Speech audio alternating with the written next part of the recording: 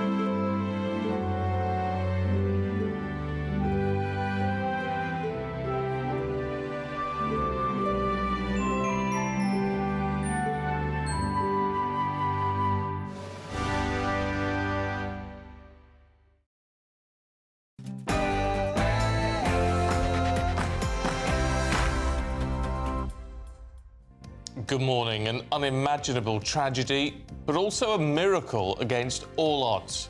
A 40-year-old British Indian man is the only survivor to walk away from the Air India plane crash, which has killed more than 241 people. But how did he defy death, and what caused this deadly crash?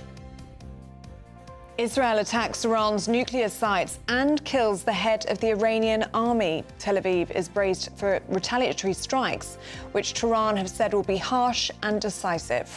Rachel Reeves is accused of making up numbers in the spending review as economists warn of tax hikes to come if the economy shrinks any further. Rioters attack police in the fourth night of unrest in Northern Ireland. It comes despite police chiefs vowing to arrest and prosecute bigots and racists behind the violence. And as experts warn lithium supplies will not keep up with demand for electric cars, we're asking, is Labour's green dream unachievable? And meet Britain's newest dog breed. Muddy is officially granted recognition by the Kennel Club, making it the 225th breed in the UK. Muddy? Muddy. And in sport this morning, Thomas Frank is unveiled as the new manager of Tottenham Hotspur. Emma Raducanu wins again. She's back to being British #1 now for the first time in 2 years. And in a punishing US Open, Rory has a nightmare while Patrick Reed hits an albatross. Hello there, good morning. A dry and bright start for many, but further thunderstorms are on their way with some Met Office warnings over the weekend. Stay tuned and I'll be here with all the details. It's just gone 6 o'clock. I'm Stephen Dixon. I'm Ellie Costello, and this is GB News Breakfast.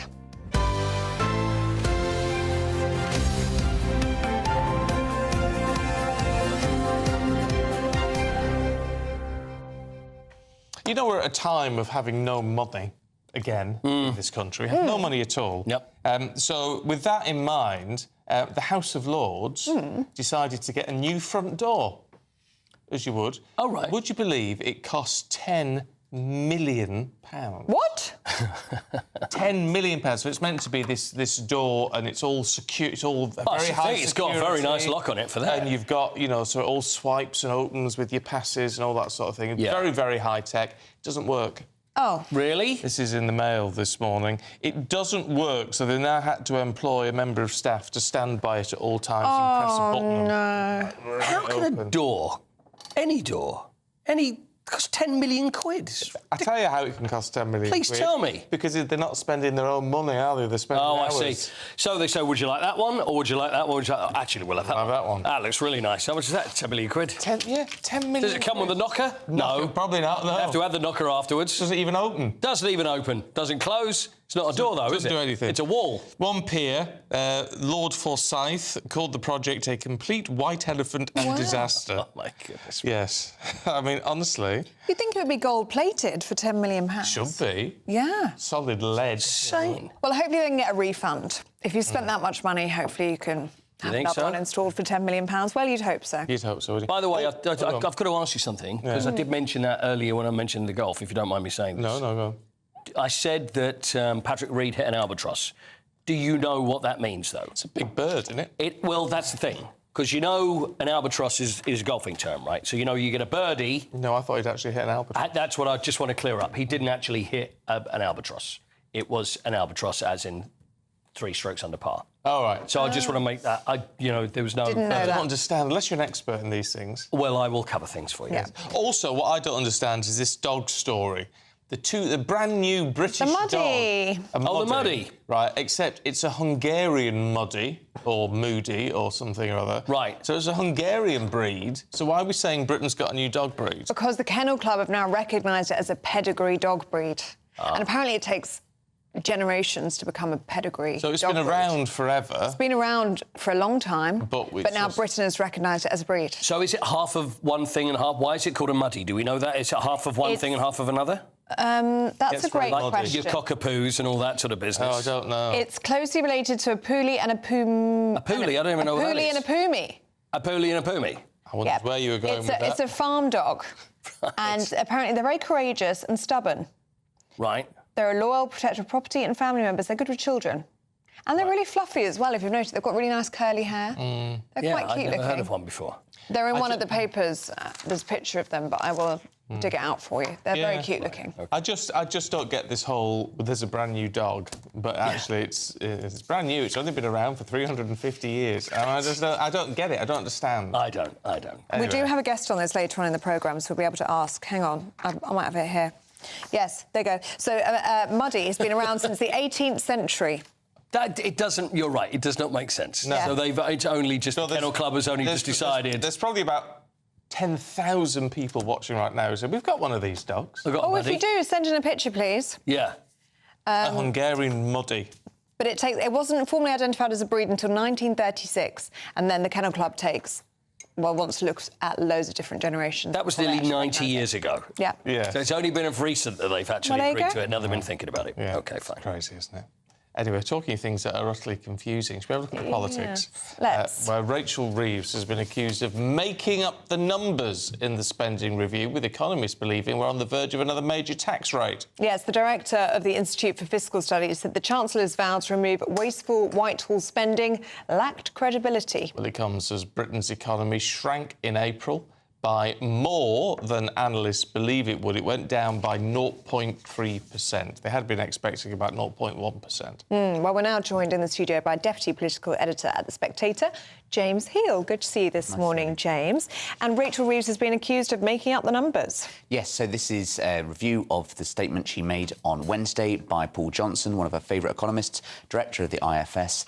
And I think... Sorry, one of her favourite economists? Yes, indeed. Is he really? Yeah, genuinely. But it's been quite critical. Well, That's interesting, she placed a lot of judgment, a lot of weight in his judgment. And so the fact that the IFS is now coming out and is here saying this, I think, does demonstrate, look, that statement on Wednesday, and I was watching it in the House of Commons and listening to it, it was just pure numbers being thrown at us with no actual additional context about sort of what that meant in real terms. And it meant also that there wasn't sort of an underpinning narrative of all this stuff. So there were all these sort of billions and billions and billions, sort of sounding like the Dr. Evil speech or some such. But look, now Paul Johnson has come out and said that actually, look, the idea of having these sort of massive savings that she's promised is complete nonsense, complete fiction. And I think really the reaction to this stuff 48 hours on is showing that really they haven't been able to sort of make the numbers work. It's part of the problem with this that they've had to bake in certain growth numbers and things. I mean, they've baked in a load of figures which are far from guaranteed. Massively so, and so this is about future spending projections. They're very much dependent on rosy growth forecasts further down the line of the Parliament. And, of course, if that growth doesn't materialise,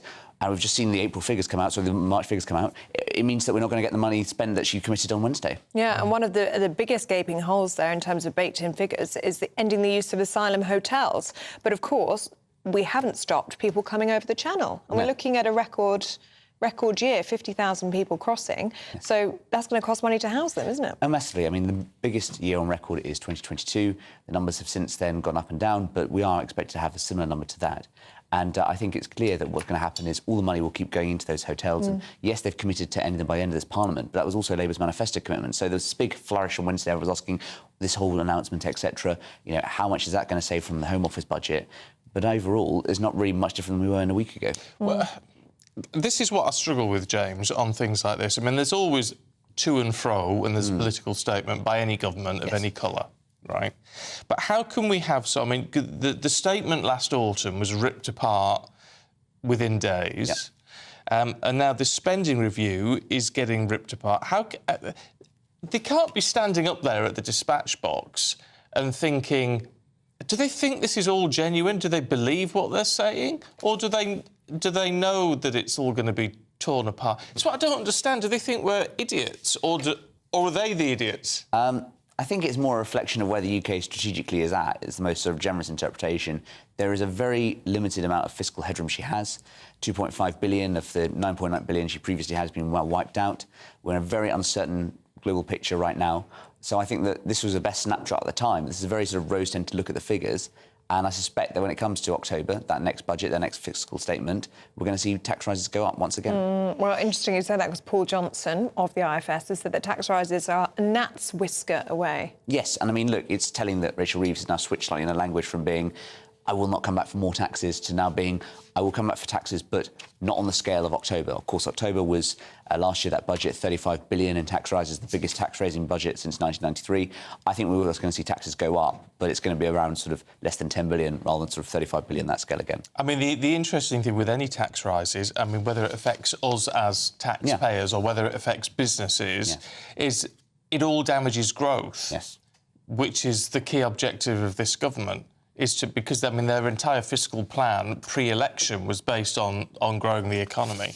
So if they can't make the economy grow, we're just going to constantly slip, aren't we? Massively, and you see this now with these sort of figures that have just come out today. And over the past sort of year or so, we sort of bobble around sort of 1% either side of growth or recession. And, I mean, if we don't get that kind of growth, then you mean also things like pressure on public sector pay. You know, for instance, the resident doctors have gone on strike. They're demanding a certain amount of money. That money is going to increase with actually limited budgets if we don't get the kind of growth in the economy we actually need to see. Do we need to go counterintuitive in terms of how we raise money? And I'm thinking the levy on North Sea oil and gas, because Kemi Badenoch's going to call on it to be scrapped today. And you can think, well, we need money. Why would you scrap this windfall tax? She says, well, there is no longer a windfall, therefore it shouldn't be taxed. But according to this, from a company called Stifel, the tax is actually costing the Treasury $3 billion a year because obviously people are finding ways to avoid all of this rather than go at the normal levels of tax, which would pay in $3 billion. Absolutely. So today is the Scottish Conservative Party conference, red letter day for all political journalists. And this is her speech talking about sort of how do we win back to Aberdeenshire and those sort of areas from the traditional SNP vote. And as you say, Stephen, you know, the Kemi's pitch is basically, look, we've reached a certain optimal level of tax. It's a bit like the Laffer curve, whereby if you increase it past a certain point, you lose money rather than bringing money to the exchequer. And the whole point the Scottish Conservatives are making is that there's 1.5 billion barrels potentially in North Sea. We ought to create some jobs from that. And therefore, we should get in that money rather than sort of driving it away. OK. James Hill, good to see you this morning. Thank you very much. See you in the next hour. Now, Israel have assassinated the head of Iran's armed forces in a preemptive strike on the regime's nuclear programmes. Israeli Prime Minister Benjamin Netanyahu said the military campaign will continue for as many days as it takes. Well, this has, of course, led to fears of all-out war breaking out. In the past few minutes, an Israeli military spokesperson said the country was in for a rough few hours. Well, let's talk to former chairman of the Defence Select Committee, Tobias Ellwood. Tobias, good to see you this morning. We sort of had inklings that this could happen. It's happened perhaps a little bit earlier than we thought. However, how serious is this? Oh, this is a major escalation by Netanyahu. You know, after diminishing the powers of Iran's proxy forces, Hamas, Hezbollah, and the Houthis, Netanyahu's made it clear that he's always wanted to go after Iran itself, specifically Iran's nuclear weapons ambitions that pose the biggest threat to Israel. But these attacks would have come with America's blessing, knowing full well retaliation by Iran might overwhelm Israel's ability to defend itself. So this has all been in the planning for some time, with America moving military assets into the region and non-essential personnel out. I did say one of the reasons why I thought the Diego Garcia deal was being agreed, pushed through, was so that there were no problems in using that base that's now brimming with US B-1, B-2 bombers that I suspect are now on standby. So again, we see the Middle East on the brink of war, with no one in full control of events. And this will affect us all. If Iran closes the Straits of Hormuz, 30% of the world's oil passes through there, that will affect all economies. And if the Houthis are likely to close or force the closure of the Red Sea, that also will impact on us as well, as it's done in the past. And there are stakeholders with interest in the region who will be considering how to respond, including Britain. Don't forget, we stepped up in, I think, October last year to support Israel when Iran attacked then. Will we do the same? Russia doesn't want to lose its closest ally in the region, and Saudi Arabia and the Gulf nations will be scratching their heads as to how they should respond. But given America and Iran were heavily engaged in talks, you do have to ask yourselves, how did we end up with these dangerous turning of events? Much as I support Israel's right to defend itself, absolutely, I'm afraid, I stress again, that Prime Minister Netanyahu has no strategy of where all this goes. How does he translate battlefield successes into long-term stability? And when you haven't got a strategy, it simply means that when you have war, all that follows is more war. These are very dangerous times indeed. And we've just heard from an Israeli military spokesperson in the past few minutes that the country is in for a rough few hours. Do we think a counterattack could come that quickly? It could be, but you simply don't know. Again, Iran would be preparing for this too, but Iran would have been speaking to Russia, to China, to its own friends as well. This is why this is such a tinderbox here as to where this actually might go. And again, I'm not sure whether Netanyahu has really thought through the consequences. He's got his own pressures, domestic pressures internally. So where does someone in that position take the current war? This is escalation. There's no doubt about it. Iran, I don't question, has posed a threat, not least from its nuclear ambitions. But I stress, talks were taking place between the Americans and the Iranians, and now we've had this huge escalation. And what will Britain do this time? We really don't know. No, but actually, we don't know what America's going to do. I mean, what seems to be interesting with this is that we're getting indications, at least, that the US didn't want Israel to do this. The statement from the Secretary of State, Marco Rubio, is talking about Israel's unilateral action. And they do appear to be trying to distance themselves from this a little bit. You know, when I was last in Washington a few weeks ago, I got the impression that part of Trump's legacy was to try and resolve this issue with Iran once and for all. You might recall back when, numbers of years ago, when those hostages, the American hostages, were taken from the embassy. 444 days they were held. So this resonates. Iran's influence in the Middle East, its poison across the region, and Trump wanted to be the president that finally resolved it. But as you imply, what's happening now is that America is not in control of events, but they've now been dragged into events because there's simply no way that they can watch their ally in the Middle East be hit. And if Israel cannot manage, is somehow inundated, then America will feel obliged to step in. And then, of course, other allies will be called in to help as well, including Great Britain. OK. Tobias Ellwood, good to talk to you. Thanks very much indeed. Thank you. It's a very worrying time, and it's going to be interesting and concerning to see what Iran does next, but a retaliation is inevitable, isn't it? It is, yeah, and that's what's just so worrying about all of this. I do think it's interesting that the Americans are distancing themselves from this, and actually Australia has commented this morning saying, please step back from the brink, essentially. Everybody needs to take a step back and calm down. It's very alarming developments overnight. Serious escalation. It is. We'll keep a very close eye on that for you, of course, because as Tobias was saying, it could end up dragging British troops into this eventually as well. But in the meantime, should we have a look at the weather, see what it's going to be like today with Honor?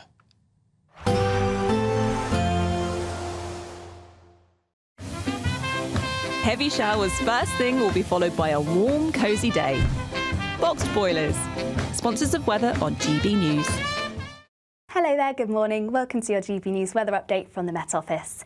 Many should see a dry and bright start to the day, though Friday the 13th is set to bring some thundery downpours with a few Met Office weather warnings in force over the next couple of days. But as I say, many should see a dry and bright morning, particularly across the southeast. Plenty of sunshine here. Though it's not long until we start to see some thundery showers start to push up across Northern Ireland, parts of Scotland, and then it's all eyes to the south. Some more persistent outbreaks of rain pushing through here. This could turn heavy at times and possibly thundery later into the evening. But elsewhere, plenty of dry weather, plenty of sunshine across the southeast, though it is still going to continue to feel warm and muggy. Highs reaching around 29, possibly 30 degrees Celsius. That would make it the warmest day of the year so far. But to finish off the day across Scotland, there's still going to be plenty of showers. These too could be heavy at times still as we progress into the evening. But across Northern Ireland, northern parts of England, it should be mostly dry to finish off the day. Then it's really all eyes towards southern parts of England and Wales. Some quite heavy and persistent outbreaks of rain pushing northwards here. And once again, these could turn quite thundery at times too, with a couple of weather warnings for thunderstorms issued here. And it's really this warm plume of air that pushes up northwards, bringing with it some heavy outbreaks of rain and some quite thundery outbreaks by the time we reach Saturday morning. So do take care if you're travelling around. This could cause some travel disruption, but turning a little dry across parts of the south during the very early hours of Saturday, and it's still going to have that warm, muggy feel in the air even by the time we reach the morning. A continuation of the unsettled weather still pushing its way northwards, bringing some heavy thundery outbreaks of rain into northern parts of England, parts of Scotland and Northern Ireland, and still a few showers across England and Wales, turning a little lighter though, and mostly dry across parts of the southeast, feeling a little fresher here too, not quite as warm and muggy, but still temperatures reaching around 24 to 25 degrees Celsius, so still warm in the sunshine. There will be a light breeze in the morning, leading to a warm front. Boxed heat pumps, sponsors of weather on GB News. Now, a British man is the sole survivor of a tragic Air India plane crash in which at least 241 people have lost their lives. Well, Vishwash Kumar Ramesh was sitting in seat 11A. It was next to the emergency exit, so apparently that could have been what saved his life. Here's the moment from just afterwards when he was seen walking away from the wreckage.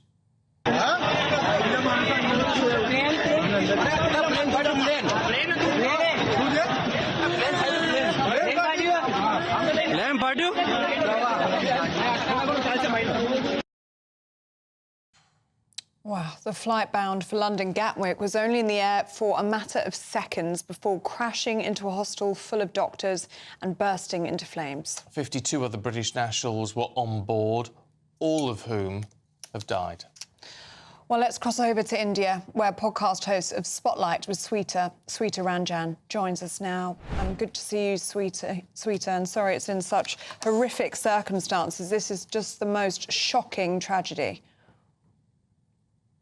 Indeed, it is, because not only for India, there were many nationals from other countries like British and Portuguese and Canadian. And be it any country, it is a sad thing to witness. It is a very, very gloomy thing. And especially, not only for those who have gone, but for the families, it will remain, the trauma will remain with them forever.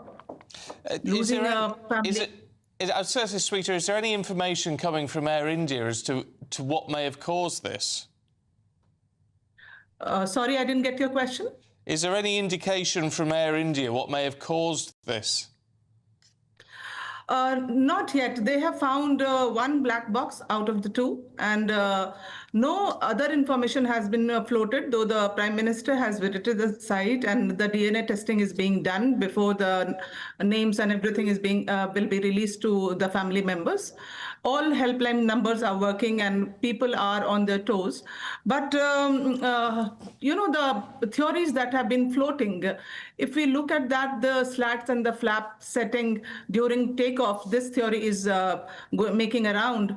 As a pilot's wife, I myself is a pilot wife, and I feel that with more than 8,000 hours of flying experience, the pilot who was not only just a mere commander, he was also a check pilot, and with such great experience, it is difficult to say that this could be the fault of the cockpit crew, though I cannot vouch for it, but these theories, I think we should not speculate. Let the real thing come out. Let the black boxes be recovered, and then we'll get to know. Because before we come to any conclusion, it is so difficult. It may create panic. And Sweeta, we're hearing, and all of the papers here in Britain have picked up on this miracle of seat 11A. I mean, the sole survivor, this British man who appears to have been lucky or just sat in the right seat by an emergency exit and managed to jump out of the wreckage. What are you understanding about what happened here? Definitely he would have panicked because the way the plane was sinking, it was not taking a lift. I believe, all the passengers, I'm really feeling, I can feel what they might be going through. All the passengers, because there would be a panic in the cabin. And he must have realized, his name is Ramesh, he must have realized that something bad, something deadly is going to happen. So he decided to jump off.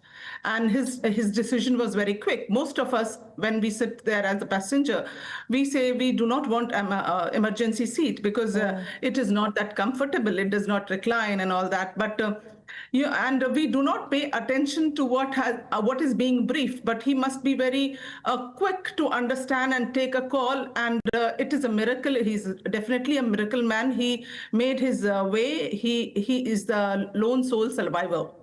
Yeah, it's quite incredible. Sweeta Ranjan, good to talk to you this morning. Thanks very much indeed. Thank you so much. Thank you, Sweeta. And I think it does say something about, a testament to that man, how brave and courageous he was just to act that quickly to jump out. I mean, many people would just be shocked and pinned to their seat. Yes, but there are tales. There's some of the initial interviews, and he talks about sort of being knocked out. Oh, really? Doesn't it, in the impact, and then just sort of coming to and whether the emergency exit had been blown open at that point, I don't know. I don't know. It's just incredible. Absolutely remarkable. Well, he's going to be dealing with a lot now, isn't he? As the sole survivor of that flight. You can't even imagine how he's feeling. Right, still to come for you. Riots in Northern Ireland for a fourth night. We'll bring you the latest in a moment.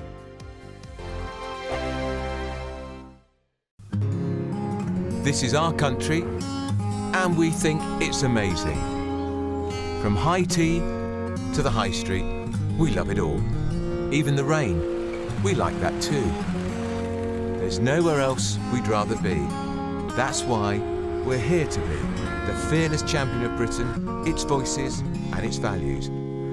Because we are GB News, the People's Channel, Britain's news channel. Tomorrow, join GB News as we mark the King's official birthday. Trooping the Colour, hosted by Charlie Peters, Miriam Cates and me, Cameron Walker, live from Buckingham Palace. From 10 a.m. tomorrow on GB News, the People's Channel, Britain's news channel.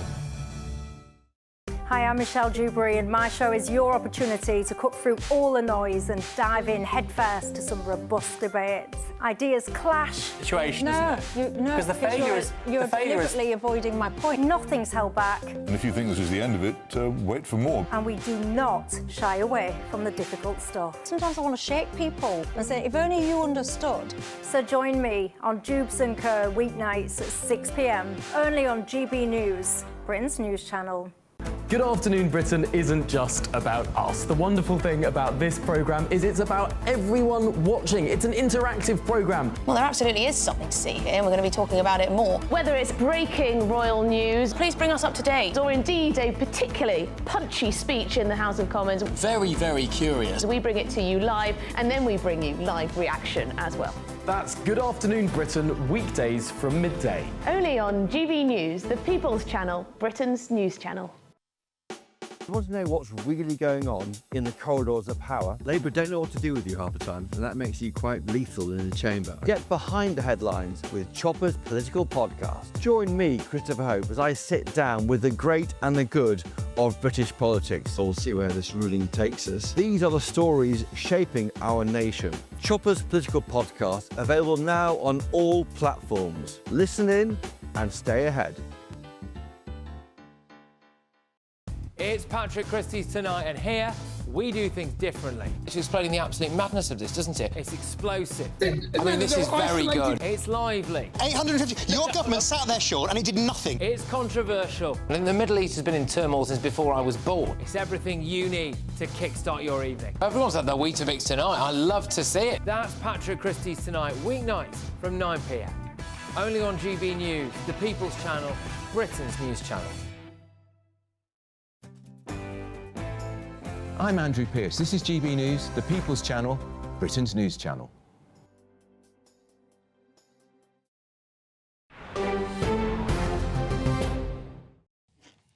Some breaking news now. An Israeli military spokesperson has said Iran has launched more than 100 drones towards Israel in the last few hours after the country vowed retaliation for Israel strikes overnight.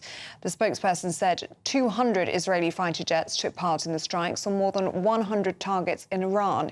He added that Israel is in for a rough few hours. Keep you up to date as you get any more developments on that. Meanwhile, police in Northern Ireland have been attacked for the fourth consecutive night as disorder continues to spread through multiple towns. Well, missiles were thrown at offices in a protest in Portadown, continuing from the chaos sparked earlier in the week in Ballymena. Well, it comes as the country's First Minister calls for Stormont Communities Minister Gordon Lyons to consider his position. Well, we're now joined by Irish commentator Malachy Steenson. Good to see you this morning, Malachy. And it looks as though this disorder is now spreading.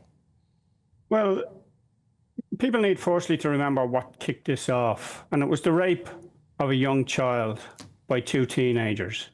But people also need to remember that within loyalist areas in the 6 counties, that there is a culture of violence. There is a culture of burning people's houses out. And people should also remember that the 40-year conflict from 1969 to 1998 in the 6-county area wasn't because of the British presence, or wasn't kicked off because of the British presence, but it was because of the allocation of housing in places like Craigavon and the burning of places like Bombay Street in Belfast by loyalists with the assistance of the security services.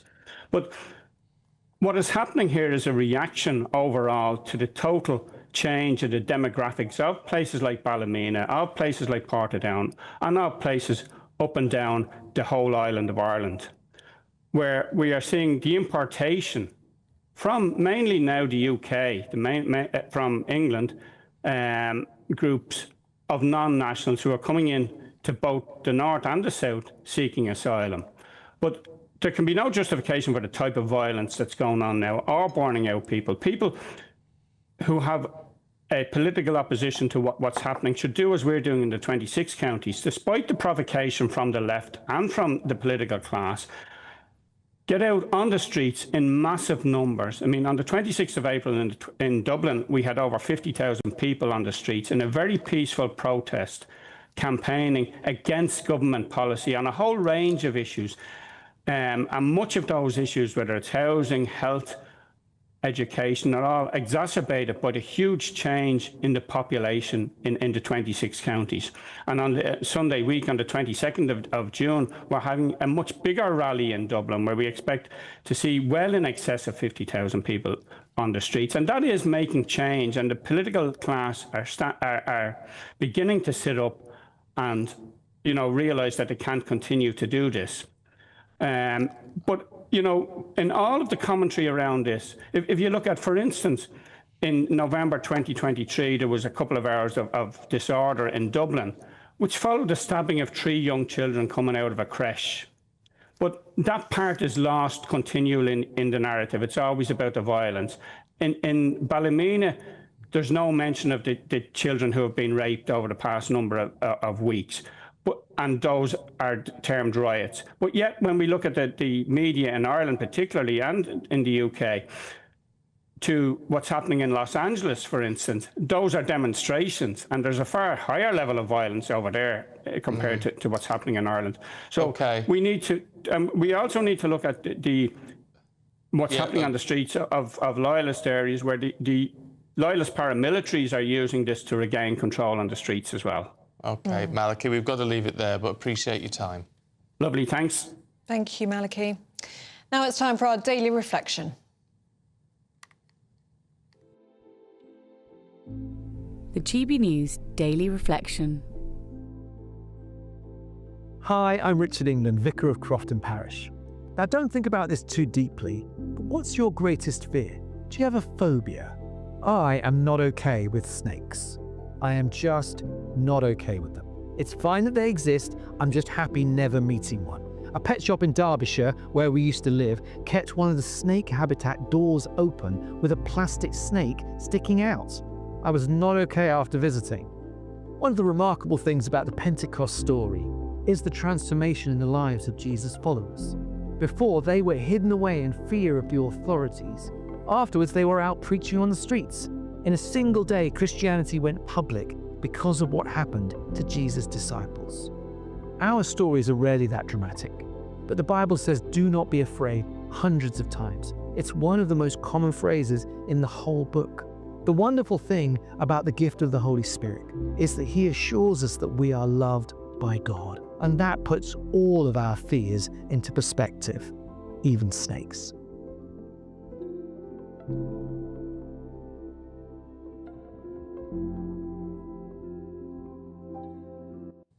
OK, if you're heading to work or school this morning, here's your traffic and travel update.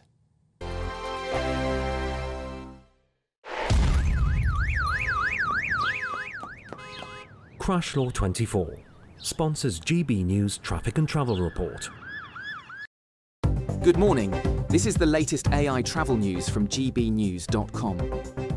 On the M4 eastbound, the road is closed for planned maintenance between junction 38 Margam and junction 37 Pyle, with diversions set up. Motorists on the A1M near North Yorkshire should be cautious due to a collision on the southbound entry slip at junction 49. Additionally, in Kent, the M20 westbound between junction 8 and junction 7 has one lane closed following an incident involving multiple cars.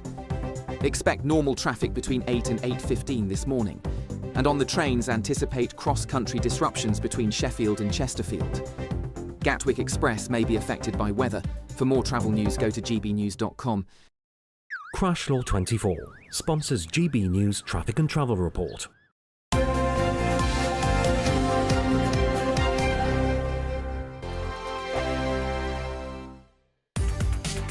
From the school run to the home run, watch a new show for all of Britain. He can say whatever he wants. A straight-talking show where all voices are heard.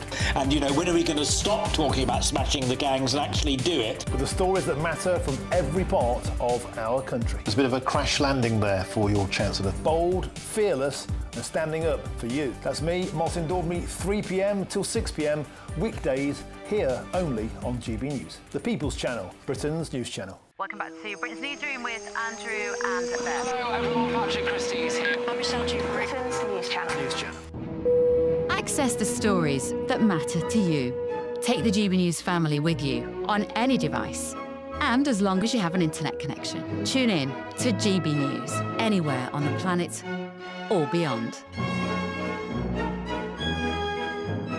GB News, the People's Channel, Britain's news channel.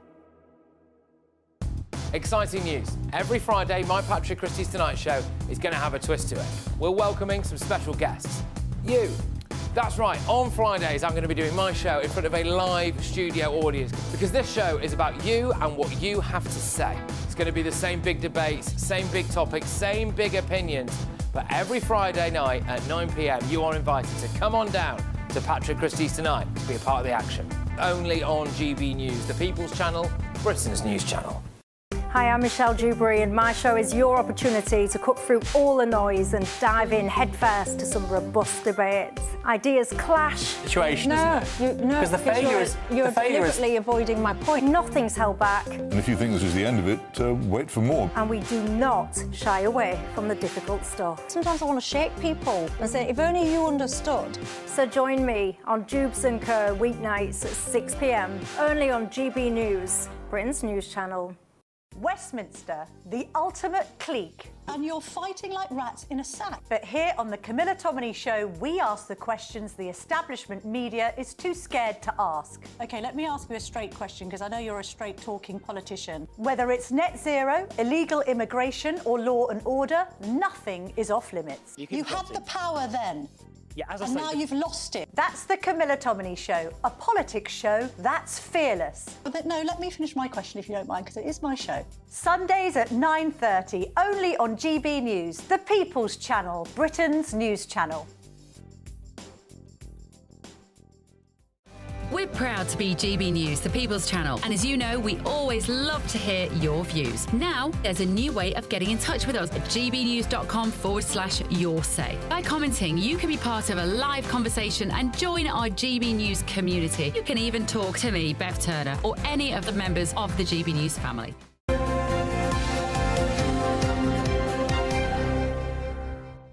Right, Paul Coyte is here, 6:39. Good morning. So you've got a new manager. Yes, Thomas Frank is in.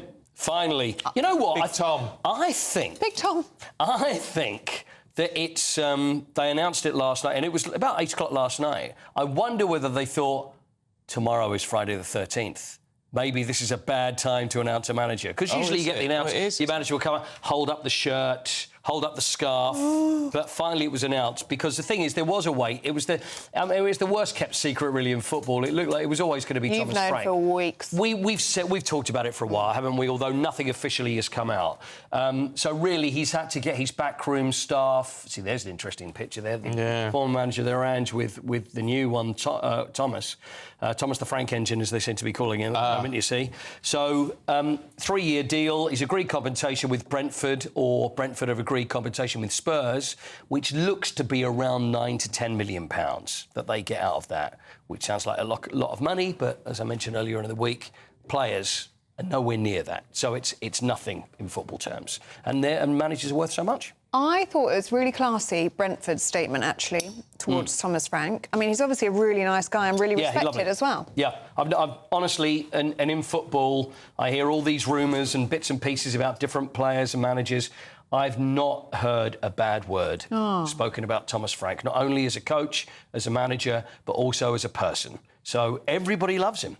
Right, oh well. So we shall see. Pressure's on. Everything, 13th permanent manager since 2001 for Spurs. So hopefully everything works out well. Emma Raducanu, who's British #1. I know. I can't believe I'm saying it. I would love it for her if she won this tournament. Yes. Not as much as Ellie, because Ellie really adores her. And I've backed her from day one. I've never failed her, and she's never failed me in my... I know, but the both of you. Yeah. Your careers are moving along. She doesn't know who I am from Adam, but I've backed her. Oh, I think she does. So anyway, she won again at Queen's in the Queen's tournament. So it's the first time that they've had women tournament there for a long time. So it's the HSBC tournament. She won 6-4, 6-1. She was really good against Rebecca Stramkova yesterday. So she will now, although she's not officially the British #1 yet, when the new rankings come out, which will be at the end of the tournament, she's taken over from Katie Boulter. Now, the other thing, it's not only the ranking being the British #1, but if she can get into the top 32 in the world, which is possible, so she would have to get to the final of this tournament. If she doesn't matter, there's another German tournament coming up before Wimbledon as well, and she's number 37 in the world now. That will mean that she would be seeded going into Wimbledon, which means a lot, which basically means you don't have to play the big guns early. Yeah. So it means you can get further on. So that's all coming up. Well, that would be good. By the way, do you know about the prize money at Wimbledon? She could be a very rich woman as well. Gone up? Extremely rich, yeah.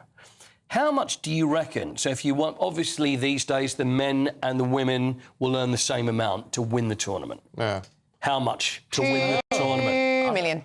Oh, I would have said it was in the hundreds of thousands. 2 million. What is it? £3 million. We need to 3 get into million. tennis. 3 million for the singles winners, and if you go out in the first round, you're knocked out how much do you get first round? 100 grand. 66 grand, which is 3 times what Bjorn Borg won when he won the title in 1980. It's not bad going, is it? Not bad going. All right. I'll get knocked out in the first round. Yeah, it'd be worth it. I will. Yeah. I will. I'm 6 quite happy grand, to. very nice. Yeah. We need to get into tennis. I think so. Paul, thank you very much. We'll see you later. OK. Still to come, though, we've got the papers with Duncan Barks and Claire Pearsall. But first, if you want some holiday sun, here's the forecast for the top European hotspots. Ready to soak up that holiday sunshine? Won't we need some cover? No worries. All sorted. All Clear Travel Insurance sponsors GB News Travel Destinations Forecast.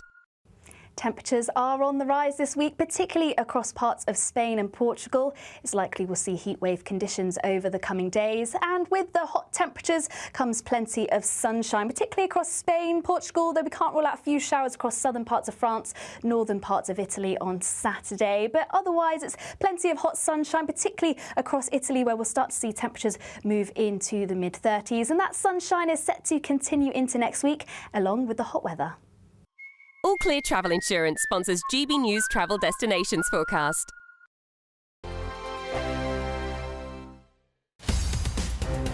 the GB newsroom, we bring you the news as it happens. With our team of dedicated journalists across the UK, we're ready to keep you up to date with what's happening every half an hour, every single day.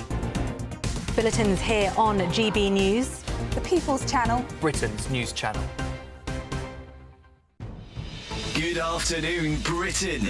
Weekdays from midday.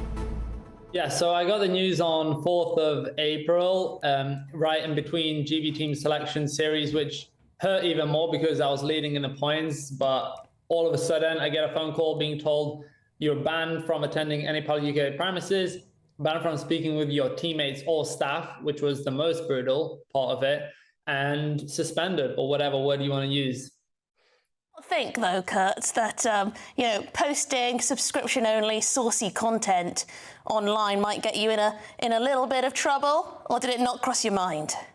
No, for sure. But I want to make it clear that I have tried things in the past. I've been living life on the edge so many years. We moved from Latvia in 2010, been living life on the edge since then, done everything from working freelance long into the long nights, working at the Amazon warehouse. I have seeked out other alternatives. But in December last year, I got to a point of realization where I thought, is it worth it, or can I find an alternative? And I knew of other GB athletes doing it. I didn't think it was going to cause outrage like this. Yeah, because I was thinking, a nice chap like you, who's obviously very talented with your sport, you could make some money doing, like online fitness training or personal training and things like that don't involve, getting your kit off. No, for sure. I've been making content for like 6-7 years now. Over 1,000 of the pieces of content have been inspirational, motivational. I've visited over 30 schools in the UK, going to the hardest parts of the UK, inspiring kids from underprivileged backgrounds to get into sport. I've tried that, but I don't know. I found that in this day and age, unless you are smart or find some little controversial thing you can hold on to, it's going to be hard to get attention and sponsorship. GB News, the People's Channel. What is the state of our economy? What is the state of our National Health Service? What is the state of our schools? What on earth is going on? Understanding Britain means understanding the state we are in. This is State of the Nation with me, Matt Goodwin, Wednesdays, Thursdays and Fridays from 8 p.m. on GB News. We're proud to be GB News, the People's Channel. And as you know, we always love to hear your views. Now, there's a new way of getting in touch with us at gbnews.com/yoursay. By commenting, you can be part of a live conversation and join our GB News community. You can even talk to me, Bev Turner, or any of the members of the GB News family.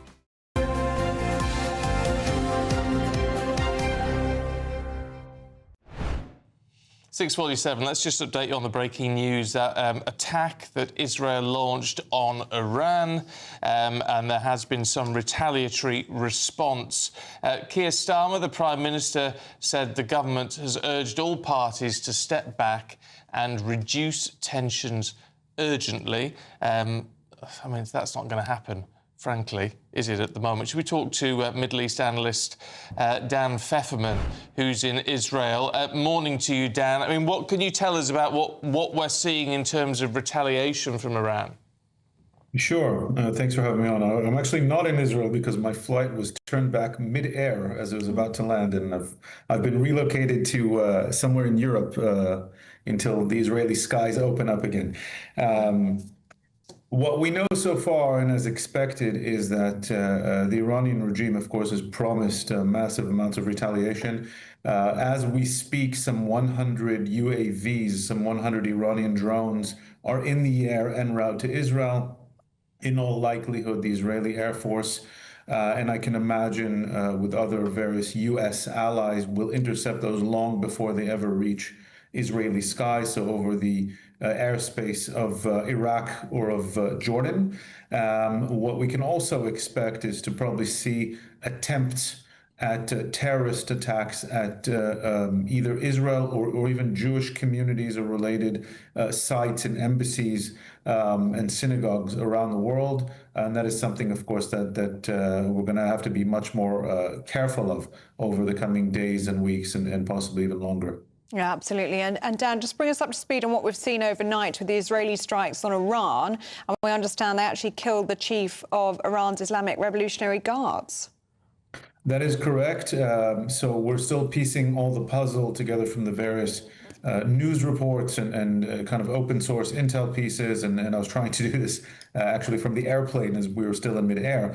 But we know Israel launched very sophisticated pinpoint intelligence-driven strikes on Iranian nuclear installations and on residential areas that very specifically targeted senior officials, including the head of the IRGC, but also very senior nuclear scientists assassinated, involved in the weaponization and in the very inner circles of the nuclear program. So this is clearly a strike meant to target Iran's nuclear program. Israeli Prime Minister Benjamin Netanyahu and the government released an announcement that Iran had come dangerously close to a point of no return as far as the weaponization and of reaching the mass amounts of enriched uranium, and this was a point of no return. And I'll just add lastly, Iran's really biggest threat of so-called mutually assured deterrence against Israel, Hezbollah, was all but taken out months back in the fighting between Israel and Hezbollah. And so the really strong deterrent of Iran was neutralized months ago by Israel. Yes, and, but Dan, why take this action now when there were talks underway, although they seem to be faltering somewhat? It seems pretty clear that Netanyahu has done this without the blessing of the White House. I wouldn't be so sure. In fact, I would think this could not be done without not just the blessing, but the actual coordination of the White House, and probably in a much quieter way of regional partners. I think the 60-day period that President Trump and the White House gave to the Iranians to come to the table and accept the nuclear package was not just ignored, but Iran seemed to be hardening its positions. Apparently, intel is now being released to the public, but there was strong intelligence that Iran was advancing rapidly and aggressively in key elements of its nuclear program in recent months. And it was deemed by Israeli leaders and intelligence that it was nearing a point of no return, and this was a clear operational window as far as the military side of it, but also as far as a point of no return in the nuclear program. Dan, what do we think could happen next? Well, I can imagine that Iran will certainly attempt to strike back in any way that it can. There are always chances that it will operate its proxies. Iran proved itself in the last two direct encounters with Israel over the last year that militarily speaking, it is quite the paper tiger. And especially since Israel in the last strike after Iran had launched over 100 ballistic missiles, Israel reportedly took out most, if not all, of its advanced air defenses. So Iran will strike back. It's hard for me to see them doing it directly and now. It's going to try to activate its various proxies, but even those have been severely weakened since the October 7th attack and the war that ensued because of that. And so Iran will find ways, as I mentioned earlier, it will likely utilize its proxies wherever it can. It could lash out at American related sites around the world. It will certainly try to lash out at Jewish communities around the world who have absolutely nothing to do with Israel, of course. And it might also strike at possibly the Gulf Arab countries, or certainly threaten to do so. But it's going to do so in a way that allows it deniability, as we have known Iran to do over the years. We're down to about 40 seconds, Dan, but what do you make of what the Prime Minister here has said, calling for tensions to be reduced urgently? I mean, it's a little bit like he's shouting into the wind, I would imagine. I take it maybe with a bit of a smile and a grain of salt, I have to say, in that usually we get it the other way around, that Israel is attacked and everyone calls for tensions to be reduced. Israel preemptively struck here. I think it would be best for everyone if the tensions were reduced. This nuclear program would have done nobody in the region or internationally any good. I know it spikes tensions in the near term, but this will be good for regional and international stability to neutralize Iran's nuclear program. Iran has been nothing but a threat to international and regional stability since the Islamic Republic came into being in 1979, and taking away its nuclear weapons capacity is an overall good for the international system. OK, Dan Pfefferman, good to see you. Thanks very much indeed.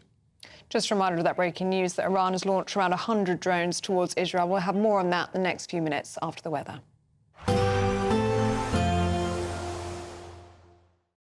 Expect a warm front, moving from the kitchen right through to the rest of the house. Boxed Boilers, sponsors of weather on GB News. Hello there, good morning. Welcome to your GB News weather update from the Met Office. Many should see a dry and bright start to the day, though Friday the 13th is set to bring some thundery downpours, with a few Met Office weather warnings in force over the next couple of days. But as I say, many should see a dry and bright morning, particularly across the southeast. Plenty of sunshine here. Though it's not long until we start to see some thundery showers start to push up across Northern Ireland, parts of Scotland, and then it's all eyes to the south. Some more persistent outbreaks of rain pushing through here. This could turn heavy at times and possibly thundery later into the evening. But elsewhere, plenty of dry weather, plenty of sunshine across the southeast, though it is still going to continue to feel warm and muggy. Highs reaching around 29, possibly 30 degrees Celsius. That would make it the warmest day of the year so far. But to finish off the day across Scotland, there's still going to be plenty of showers. These too could be heavy at times still as we progress into the evening. But across Northern Ireland, northern parts of England, it should be mostly dry to finish off the day. Then it's really all eyes towards southern parts of England and Wales. Some quite heavy and persistent outbreaks of rain pushing northwards here. And once again, these could turn quite thundery at times too, with a couple of weather warnings for thunderstorms issued here. And it's really this warm plume of air that pushes up northwards, bringing with it some heavy outbreaks of rain and some quite thundery outbreaks by the time we reach Saturday morning. So do take care if you're travelling around. This could cause some travel disruption, but turning a little dry across parts of the south during the very early hours of Saturday, and it's still going to have that warm, muggy feel in the air even by the time we reach the morning. A continuation of the unsettled weather still pushing its way northwards, bringing some heavy thundery outbreaks of rain into northern parts of England, parts of Scotland and Northern Ireland, and still a few showers across England and Wales, turning a little lighter though, and mostly dry across parts of the southeast, feeling a little fresher here too, not quite as warm and muggy, but still temperatures reaching around 24 to 25 degrees Celsius, so still warm in the sunshine. A positive outlook through the night will power through to a bright day ahead. Boxed Home Battery Storage, sponsors of weather on GB News.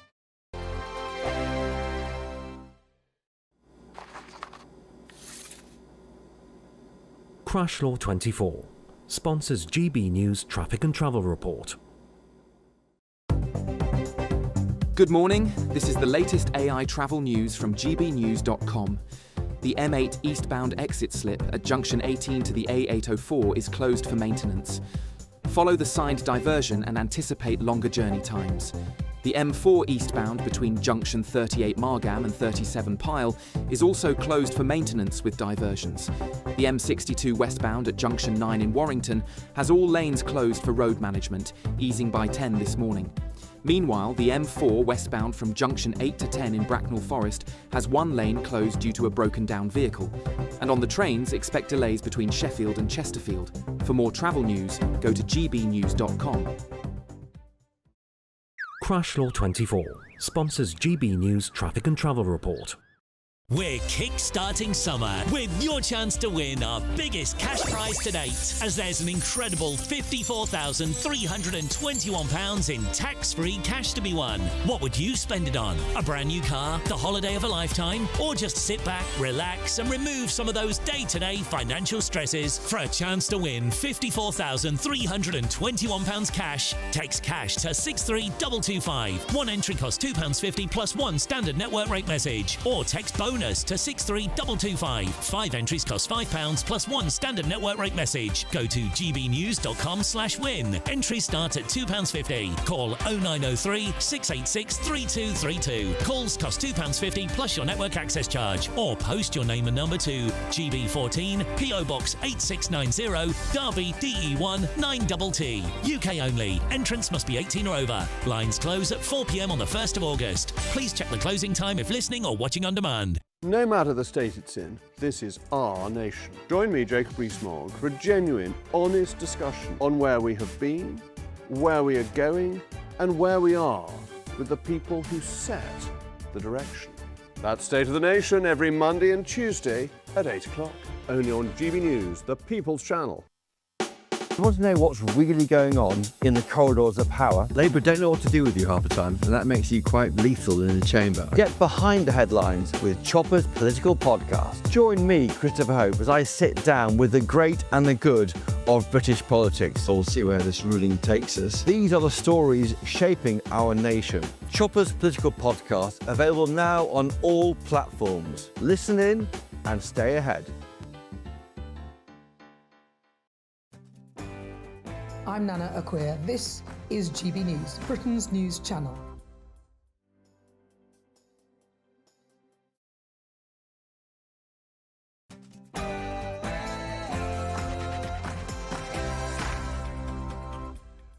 Good morning. Tension reaches breaking point in the Middle East. Iran fires 100 drones at Israel in a strike after Tel Aviv targeted Iranian nuclear targets overnight and killed the head of their military. The Prime Minister has urged all parties to step back and reflect on tensions urgently.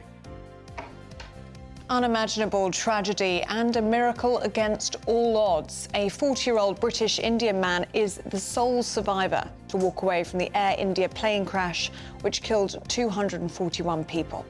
The Chancellor is accused of making up numbers in the spending review as economists warn of tax hikes to come if the economy shrinks any further. Rioters attack police in the fourth night of unrest in Northern Ireland. It comes despite police chiefs vowing to arrest and prosecute bigots and racists behind the violence. Experts are warning lithium supplies won't keep up with demand for electric cars. Lithium's used for the batteries. We're asking, is Labour's green dream unachievable? And meet Britain's newest dog breed. Muddy is officially granted recognition by the Kennel Club, making it the 225th breed in the UK. And sport this morning, Thomas Frank is unveiled as the new manager of Tottenham Hotspur. Emma Raducanu's won again, and back to being the British #1 for the first time in 2 years. And what's a punishing US Open, Rory McIlroy has a nightmare, while Patrick Reed hits an albatross. Hello there, good morning. A dry and bright start for many, but further thunderstorms are on their way with some Met Office warnings over the weekend. Stay tuned and I'll be here with all the details. It's just gone 7 o'clock. I'm Stephen Dixon. I'm Ellie Costello and this is GB News Breakfast.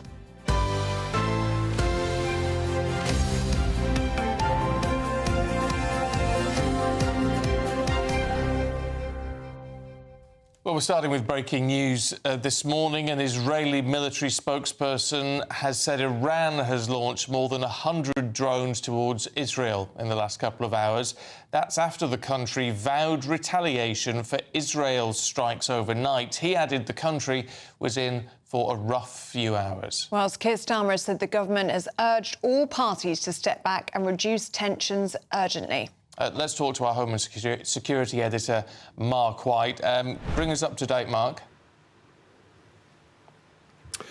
Well, clearly this is the news that we were all dreading waking up to. In recent days, tensions had been building because you had the US saying that the talks over Iran's nuclear program were effectively going nowhere, that the Iranians were not really negotiating properly here.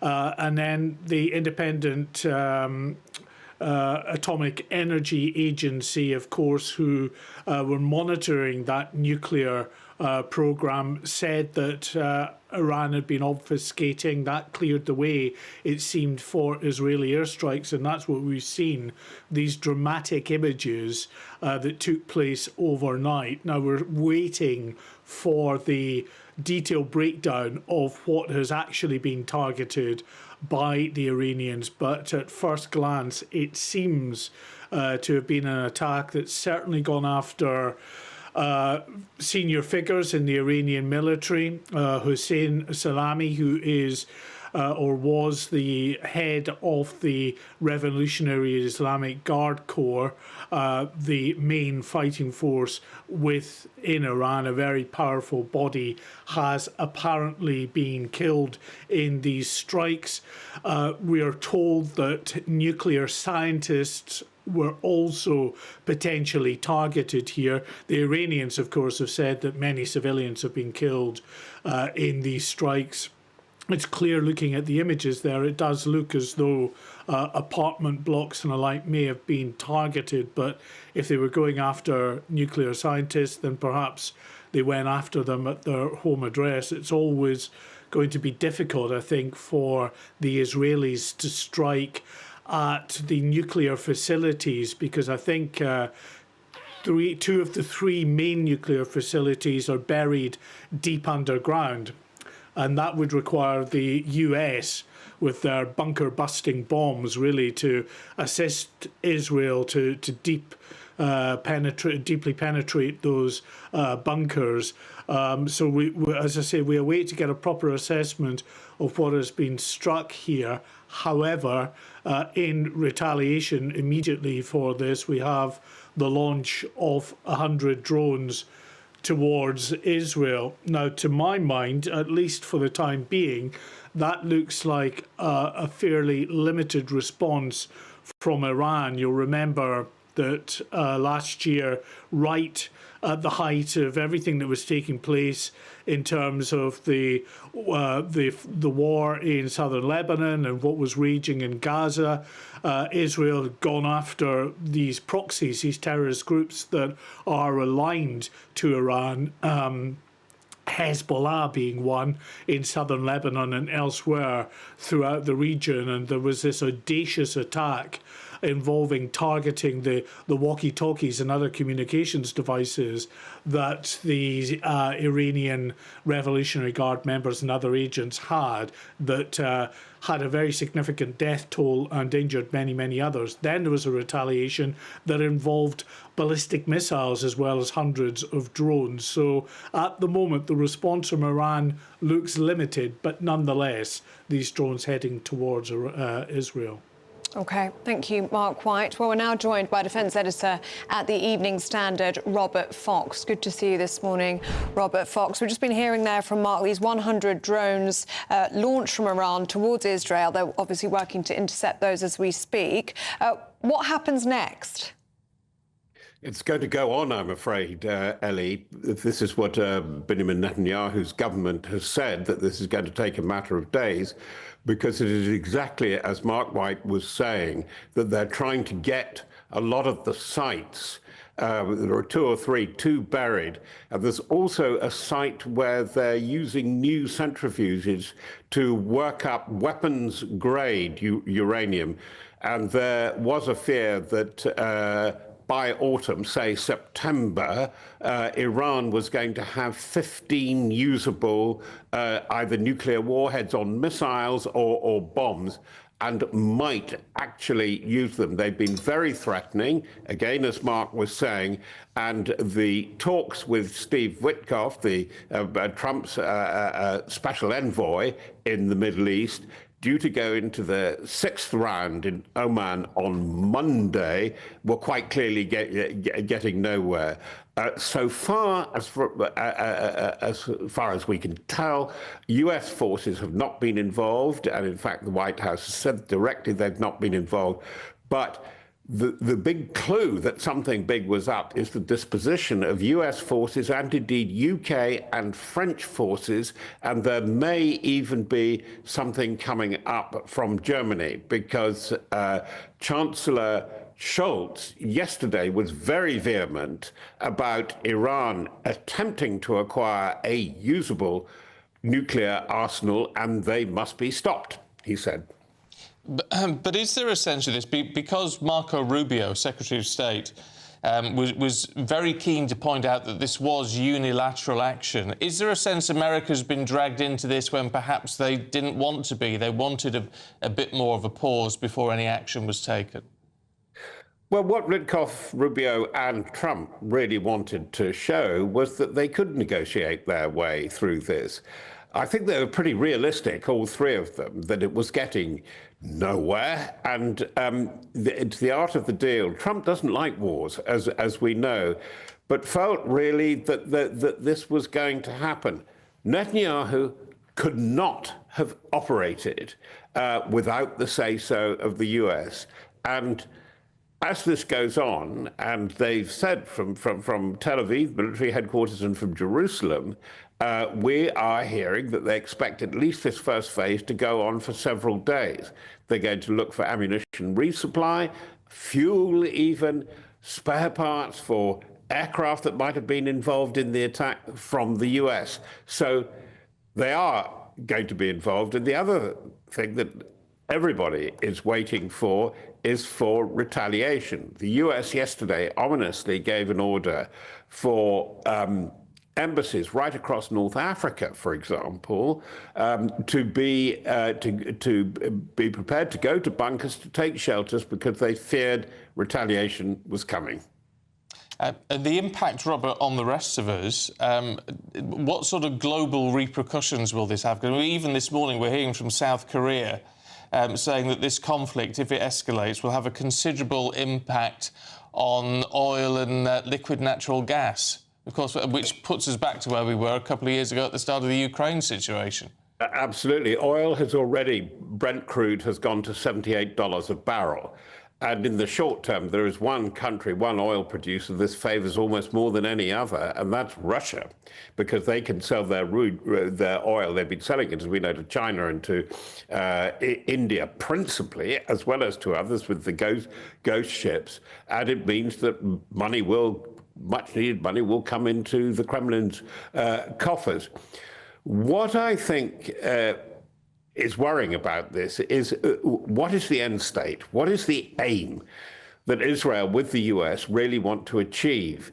And as we heard from Mark White that they have targeted some very, very key leaders, both in the civilian staff developing the nuclear industry, as Tehran, the Ayatollahs, would have you to believe, but in fact now believed to be absolutely key architects of the military nuclear program, as well as the commander of the Revolutionary Guard Corps and the commanders of conventional forces. 2 or 3 have been taken out.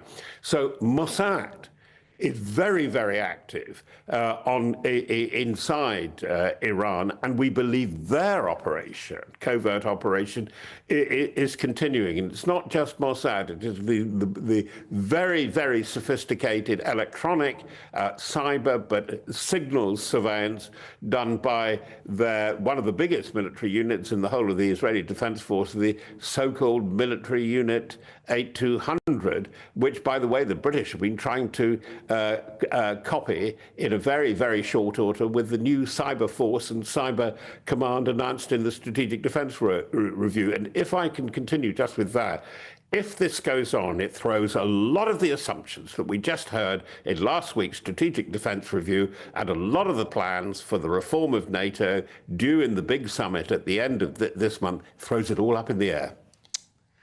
OK. Robert Fox, Defence Editor at the Evening Standard, thank you very much for your analysis. We're talking about global ramifications. Just hearing from Abu Dhabi Airport, flight disruptions are expected throughout the day today. Qatar Airport cancelled all their flights. Iran has officially closed its airspace following the Israeli attacks last night. And it appears as though many airlines are now also avoiding Iraq due to security concerns. Yeah, because there'll be, I mean, it's on the flight path. It is, isn't it? For a lot of these drones and things, UAVs, it'll be heading over from Iran. It's very concerning, but we'll keep a very close eye on that for you. Now, at 13 minutes past 7, a British man is the sole survivor of a tragic Air India plane crash in which 241 people on the plane lost their lives. Well, Vishwas Kumar Ramesh was sitting in seat 11A. It was next to the emergency door, and that could well have saved his life. Let's show you footage from just moments after the crash when he walked away.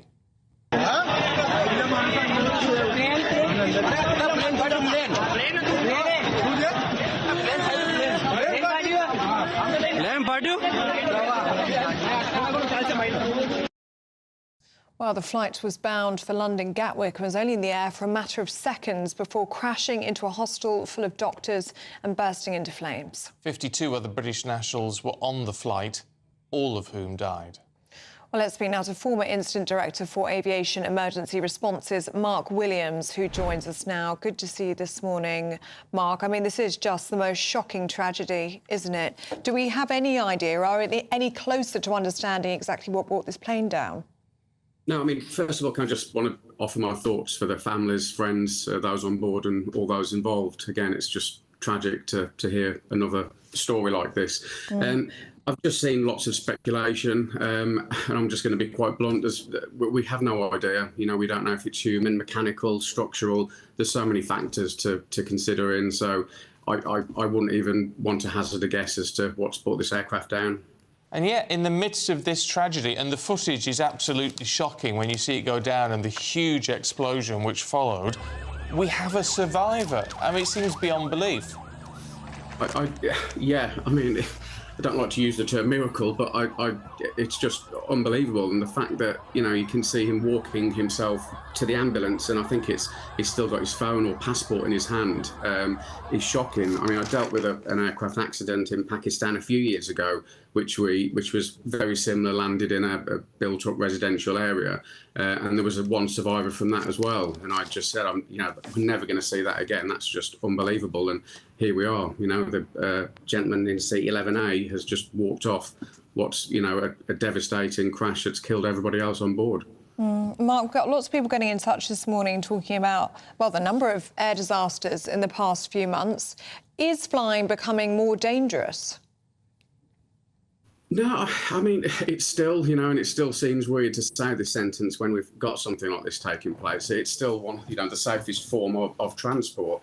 We see this, we went a number of years in the late sort of 2015 to 2019, where there was very sort of little, was hardly any. And when I was working in this field, we even said, you know, it's so nice to have such a period. And Then obviously from 2019 we had the Ethiopian 737 MAX crash in Addis Ababa, which I responded to. And in that 12-month period, we had another 2 sort of rather large aircraft accidents, and then another sort of quiet period. And then, as you know, from the last few months, we've seen a few more. So I don't think there's sort of anybody needs to be sort of scared to go on an aircraft again. It's still the safest form of transport if you take into consideration the number of flights taking place around the world. There's got to be some questions, though, as this investigation goes on, as you say, because we don't know. I mean, it could have been pilot error. We just don't know at this stage. However, the people have got to be looking very closely at the aircraft and Boeing, haven't they? Yeah, I mean, Boeing's obviously got this reputation now following the 737 MAX issues. Again, sort of the one I dealt with in Ethiopia, that was the second 737 MAX. And following that, then they were sort of grounded for almost 2 years. With the Dreamliner, we know it's a safe aircraft. You know, this is the first incident involving a 787 MAX aircraft of this nature. You know, completely safe aircraft. It's a brand new build, so to speak. So it's not based on any other aircraft like the 737 MAX was based on the original 737 model. So yeah, it's just lots of questions, lots of people getting involved, including Boeing, most likely the AAIB, the American investigators as well, because it's an American aircraft. You know, the Boeing, you'd have the Indian authorities, and more than likely Britain, Portugal, Canada, their investigative authorities will want to be involved as well due to the nationals being on board. OK. Mark Williams, thank you very much for your analysis this morning. Good to see you both. Thank you. Thank you. Well, there's a lot going on today, isn't there? So let's just take a break from it all and see what's going on in the weather with Honor.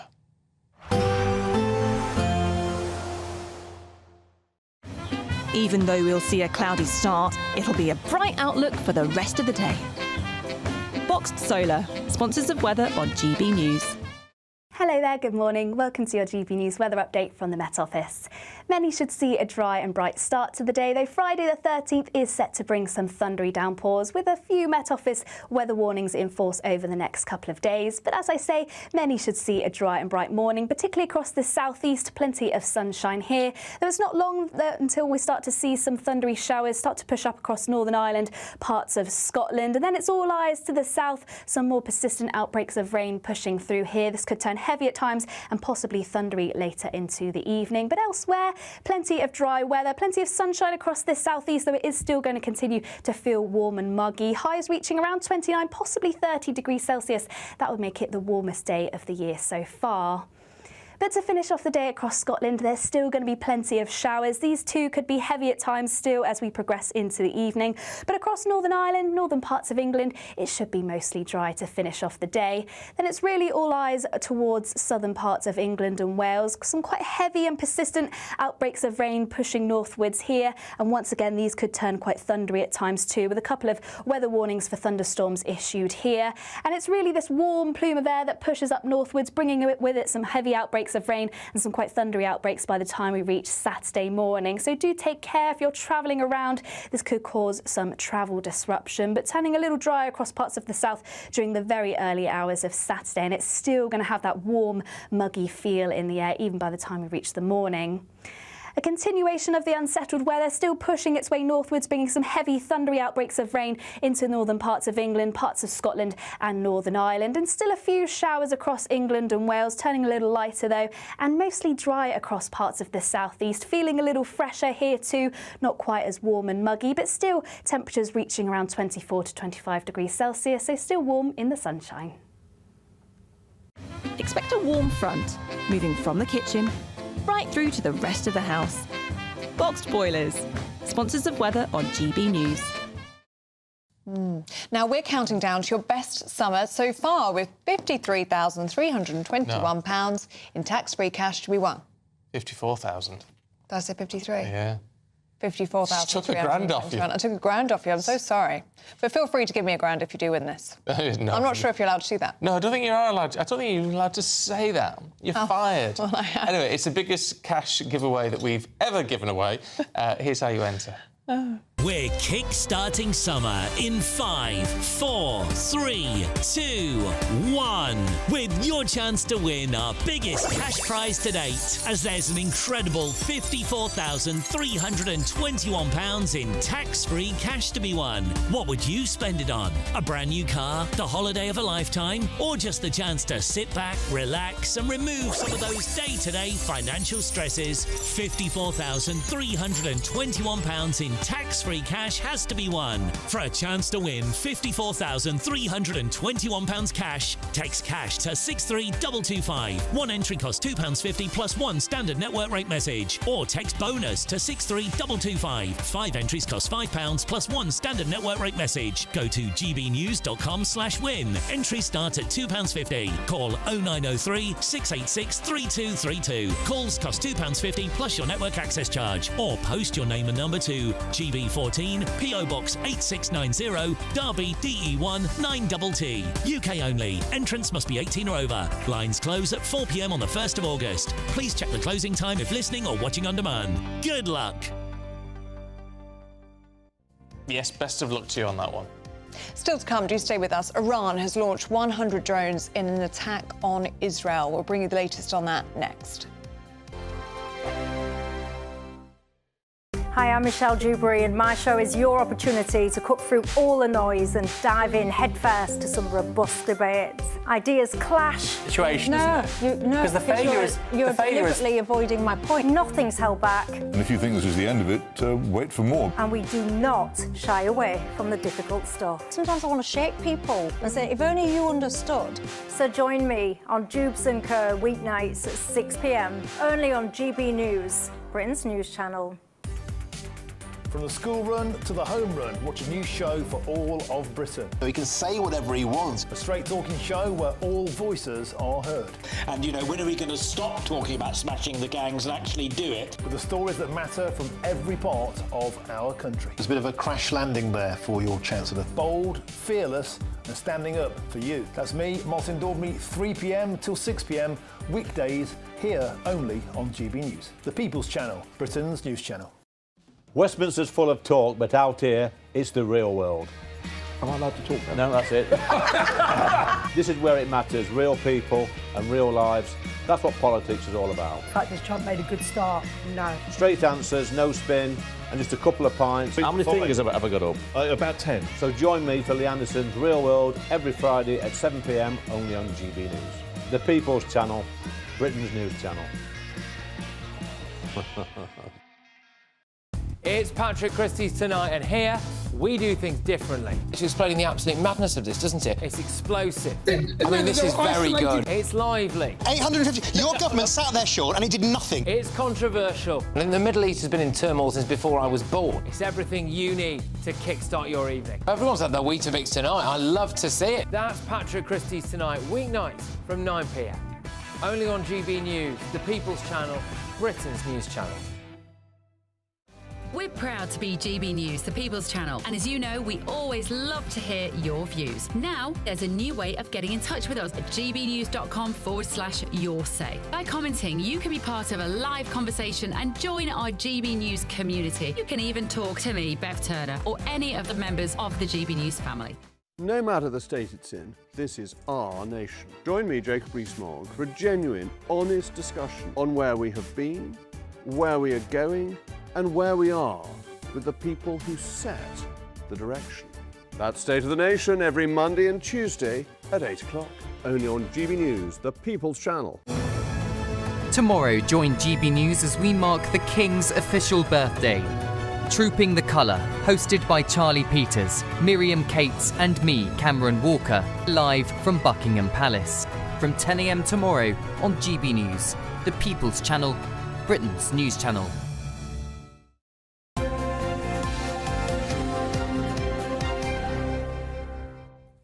Right, time to go through the sport. Paul Coit is here. Good morning to Paul. Good morning. Should we talk Spurs? Yeah. Thomas the Frank engine. Thomas the Frank engine. We like that? Yeah, I really like that. I think that's going to catch on. So Thomas has come in from Brentford. It's the worst kept secret, isn't it? Because they've been talking about this for a while, and I can see you wearing red. There is the tribute to Brentford, and it's time to move over along with Thomas Frank. So he's moved over with his staff as well. It's a 3-year deal. There's compensation that's going to Brentford for around £9 to £10 million. Now, is that lots of money in footballing terms? I know to us it is, but in footballing terms, well, that's it. I don't think it is. Do you? If you think of what players, when the money that is paid for players and how important they are. So if you want a great player, you're going to be looking at about £100 million. And how important is a manager to a club? As important as a player, there's no question about it. Absolutely. So the actual compensation to Brentford, although it sounds like a lot of money, really, I don't think so. Anyway, Spurs have said in Thomas, we're appointing one of the most progressive and innovative head coaches within the game. He's a proven track record with player and squad development, and we look forward to him leading the team as we prepare for the season ahead. So what happens now? Is it a matter of bringing new players in? Is it changing players? Well, we'll just have to see. But the earlier it's done, the better. And so within a week of Postecoglou going, last Friday, so now Thomas Frank is in. Right. Back to very quickly. Absolutely. Emma Raducanu. Oh, yeah. We're happy with Emma. Look at Ellie's faces. She's won again. So at Queen's, 6-4, 6-1. She's looking good. She's not looking injured. She won against Rebecca Stramkova. She's now the British #1 because Katie Boulter lost yesterday, which means that Emma will now go back as the British #1. That's at the end of this tournament. But if she can get to the top 32, that means she'll be seeded at Wimbledon, which is quite important. Handy. That basically means that you're not going to play any of the bigger players early on. So she's likely to progress further. Yes, exactly. And they announced that how much money they would earn at Wimbledon. So if you get knocked out in the first round, 66 grand. £66,000 if you're knocked out in the first round.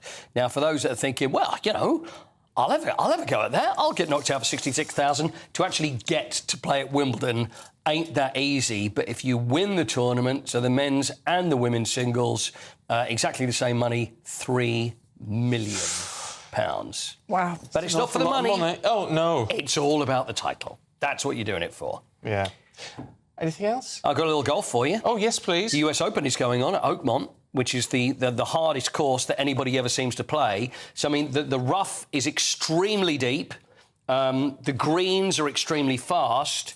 And to hole out, you actually have to hit it through the windmill and hit it under the sails. And if the bell goes off, then you're almost there. It really is that difficult. It's like a crazy golf course.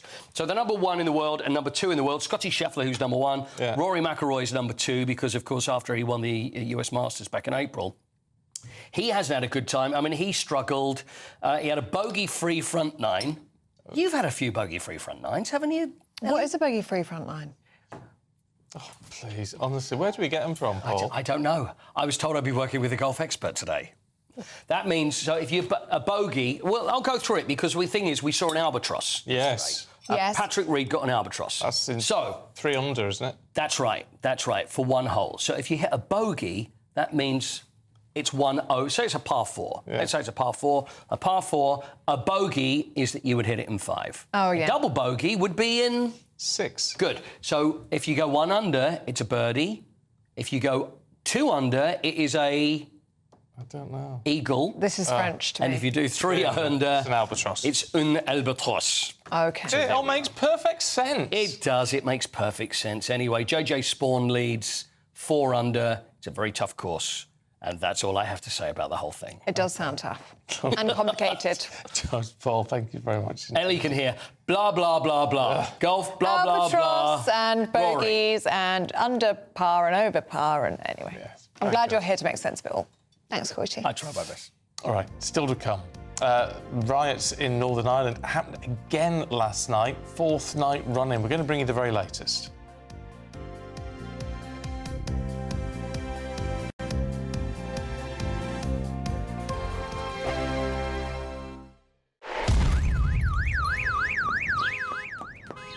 Crash Law 24 sponsors GB News Traffic and Travel Report. Good morning. This is the latest AI travel news from gbnews.com. We have a road closure on the M4 eastbound between junction 38 Margam and junction 37 Pyle due to planned maintenance. Drivers on the A1M southbound should be aware of a traffic incident at junction 49 in North Yorkshire, causing all lanes to be closed, expected to clear soon. The M62 westbound at junction 9 near Warrington is experiencing delays due to road management, with disruptions lasting until 10:45 this morning. And on the trains, there is disruption on cross-country and East Midlands railway services between Sheffield and Chesterfield. For more travel news, go to gbnews.com. Crash Law 24 sponsors GB News Traffic and Travel Report. Good Afternoon Britain isn't just about us. The wonderful thing about this programme is it's about everyone watching. It's an interactive programme. Well, there absolutely is something to see here, and we're going to be talking about it more. Whether it's breaking royal news, please bring us up to date, or indeed a particularly punchy speech in the House of Commons. Very, very curious. We bring it to you live, and then we bring you live reaction as well. That's Good Afternoon Britain, weekdays from midday. Only on GB News, the People's Channel, Britain's news channel. Hi, I'm Michelle Dewberry, and my show is your opportunity to cut through all the noise and dive in headfirst to some robust debates. Ideas clash. Situation, No, Because the failure is... You're deliberately avoiding my point. Nothing's held back. And if you think this is the end of it, wait for more. And we do not shy away from the difficult stuff. Sometimes I want to shake people and say, if only you understood. So join me on Jubes & Co. weeknights at 6 p.m, only on GB News, Britain's news channel. From the school run to the home run, watch a new show for all of Britain. He can say whatever he wants. A straight-talking show where all voices are heard. And, you know, when are we going to stop talking about smashing the gangs and actually do it? With the stories that matter from every part of our country. There's a bit of a crash landing there for your Chancellor. Bold, fearless and standing up for you. That's me, Martin Dordme, 3 p.m. till 6 p.m, weekdays, here only on GB News. The People's Channel, Britain's news channel. Westminster's full of talk, but out here, it's the real world. Am I allowed to talk now? No, that's it. This is where it matters, real people and real lives. That's what politics is all about. In fact, has Trump made a good start? No. Straight answers, no spin, and just a couple of pints. How many fingers have I got up? About 10. So join me for Lee Anderson's Real World every Friday at 7 p.m, only on GB News. The People's Channel, Britain's news channel.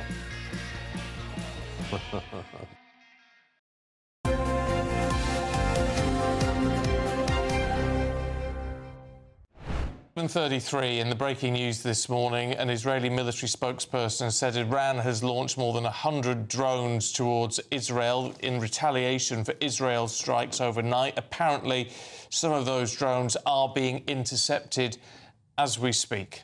It's after the country vowed retaliation for Israel's strikes overnight. They added the country was in for a rough few hours, while Keir Starmer said that all governments are urged all parties to step back and reduce tensions urgently.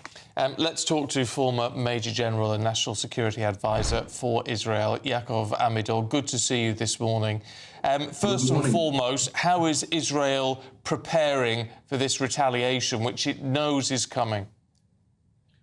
It is coming, and we begin to intercept drones all over the skies of the Middle East whenever they come towards Israel.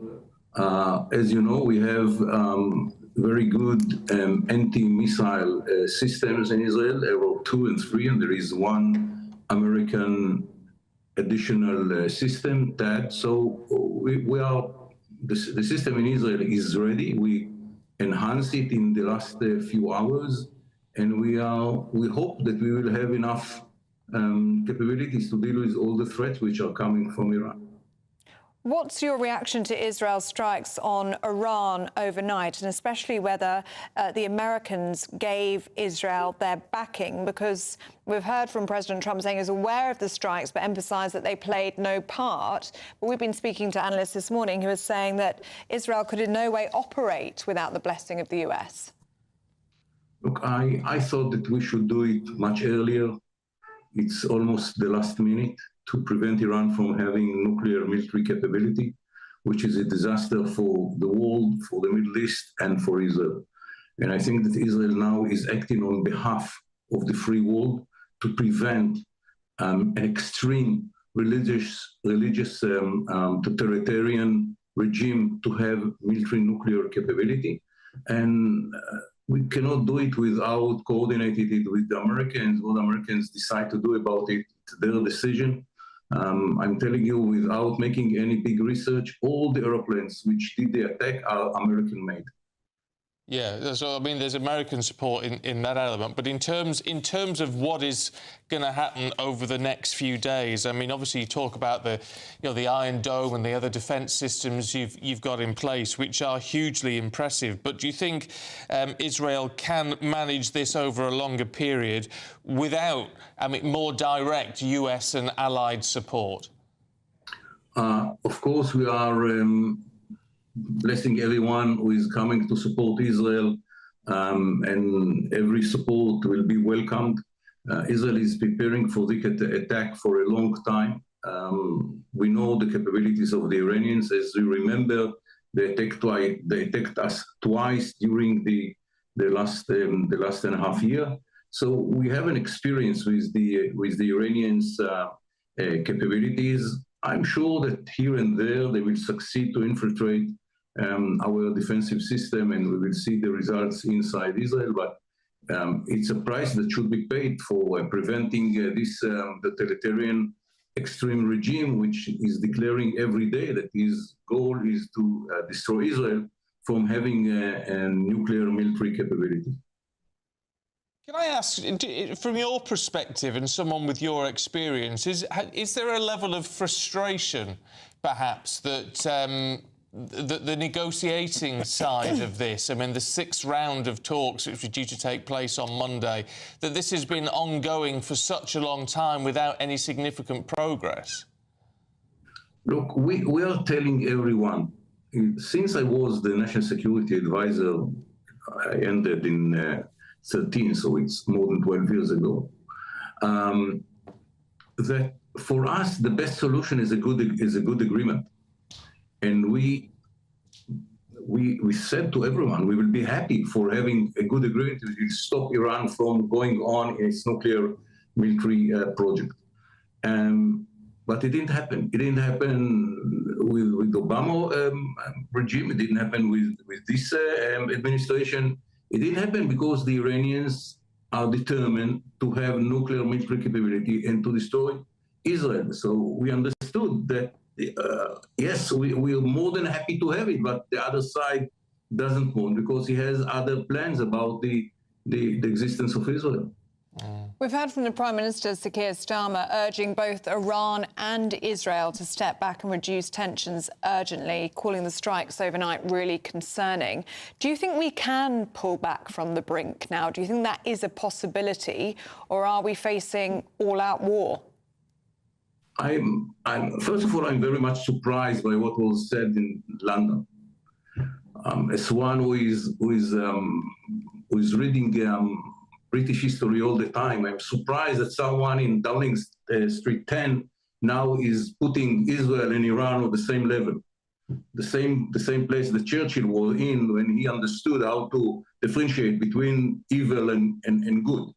And to say these words from Downing Street, it's very frustrating as very fan of the British history.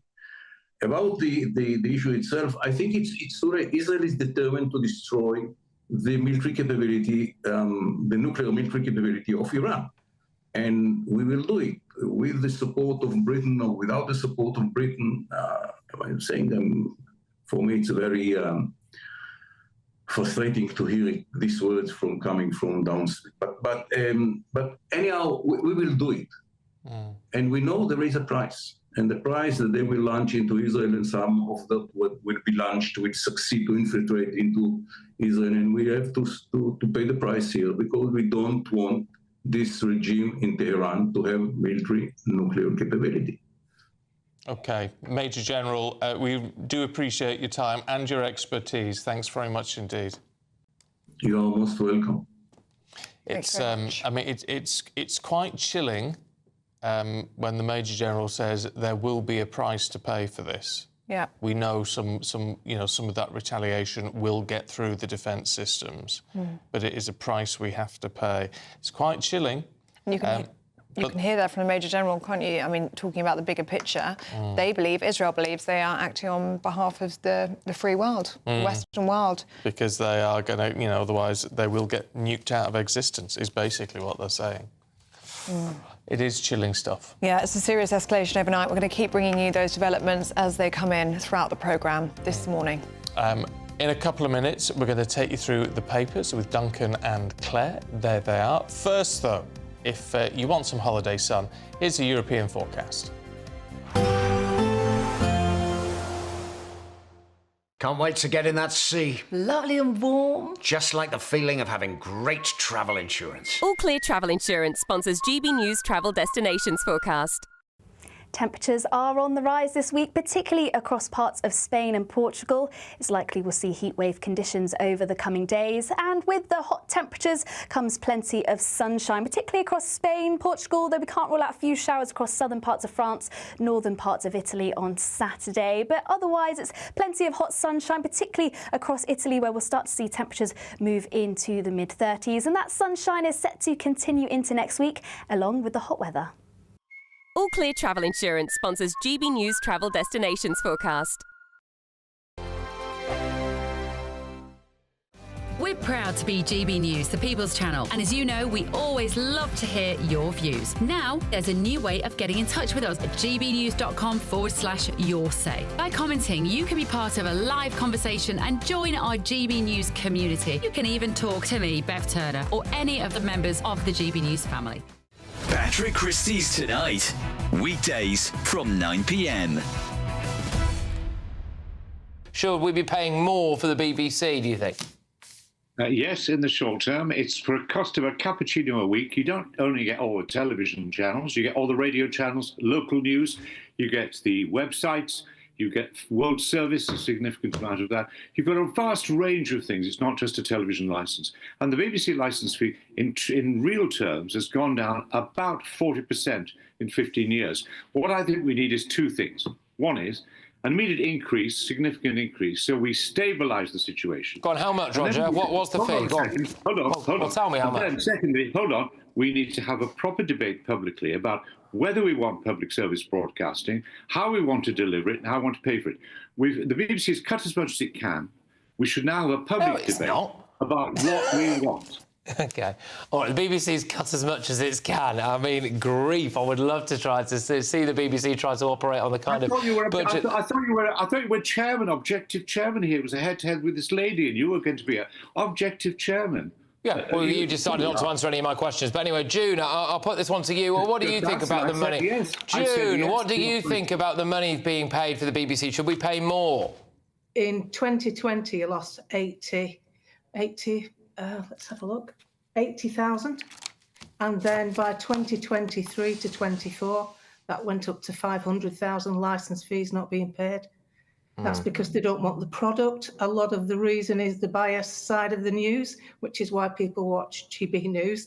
The programme making, I can understand the creative part of it, but what you've got to look at from the public's point of view is they pay their licence whether they're using all those facilities or not. GB News, the People's Channel. No matter the state it's in, this is our nation. Join me, Jacob Rees-Mogg, for a genuine, honest discussion on where we have been, where we are going, and where we are with the people who set the direction. That's State of the Nation every Monday and Tuesday at 8 o'clock, only on GB News, the People's Channel. Join me, Nana Akwe, for an informative, interactive news programme with a difference. It's fun. No, he didn't say that, though. I'm so surprised. I think there's an element of truth to that. Join me from 3 p.m. every weekend, only on GB News, Britain's news channel.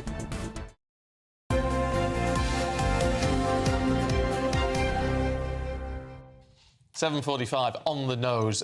Political commentator Duncan Barks and former Conservative advisor Claire Pearsall are both here. Before we crack on with what's in the papers, can I ask you about what is going on in the Middle East at the moment? Because I was particularly struck by Major General, former National Security Advisor for Israel, saying he felt very frustrated from the statement coming out from Downing Street. I mean, the Prime Minister's called for tensions to be calmed, which is not an unusual thing in and of itself. But the fact he's saying, well, he's putting Iran and Israel on like a level playing field, which he says is totally wrong. But I think the Prime Minister is in one of those positions that whatever you say is going to irritate somebody. And the last thing you want is to go out there and say either side needs to calm down or back down and that side is wrong. It doesn't matter if we get on the wrong side of Iran, does it? Do we want this to kick off any further than it already is? And the last thing you want is to be dragged into a conflict not of your own making. And I think that you have to have a cool head, but it doesn't mean that you don't support the likes of Israel. It doesn't mean that you don't have your allies back. But I think that you have to sometimes be prepared to stand there and actually just not get involved at the moment. Yeah, because what we heard there from that guest was Israel believes they're acting on behalf of the free world, of the West. Absolutely. And, you know, if you look at the tweet or the X-posting that's come out in the last hour from the Israeli President Isaac Herzog, he's released a statement saying the airstrikes were vital and stresses the threat posed by Iran, the helm of a global terror empire. So that's the justification. And you can understand the justification, but I think that's fair criticism of Keir Starmer because he's not always known to nail his colours to a mast, so to speak, and he's probably trying to straddle a lot of diplomatic concerns at the moment. Yeah, but maybe it's not time to be trying to straddle anything and actually stand up for what you believe in. Yeah. Perhaps. I don't know, it's a difficult one. Right, let's have a look at a £10 billion stealth tax in the Sun, Claire. Well, this joy for the Chancellor of the Exchequer. We had the spending statement this week, which went down badly with quite a lot of people.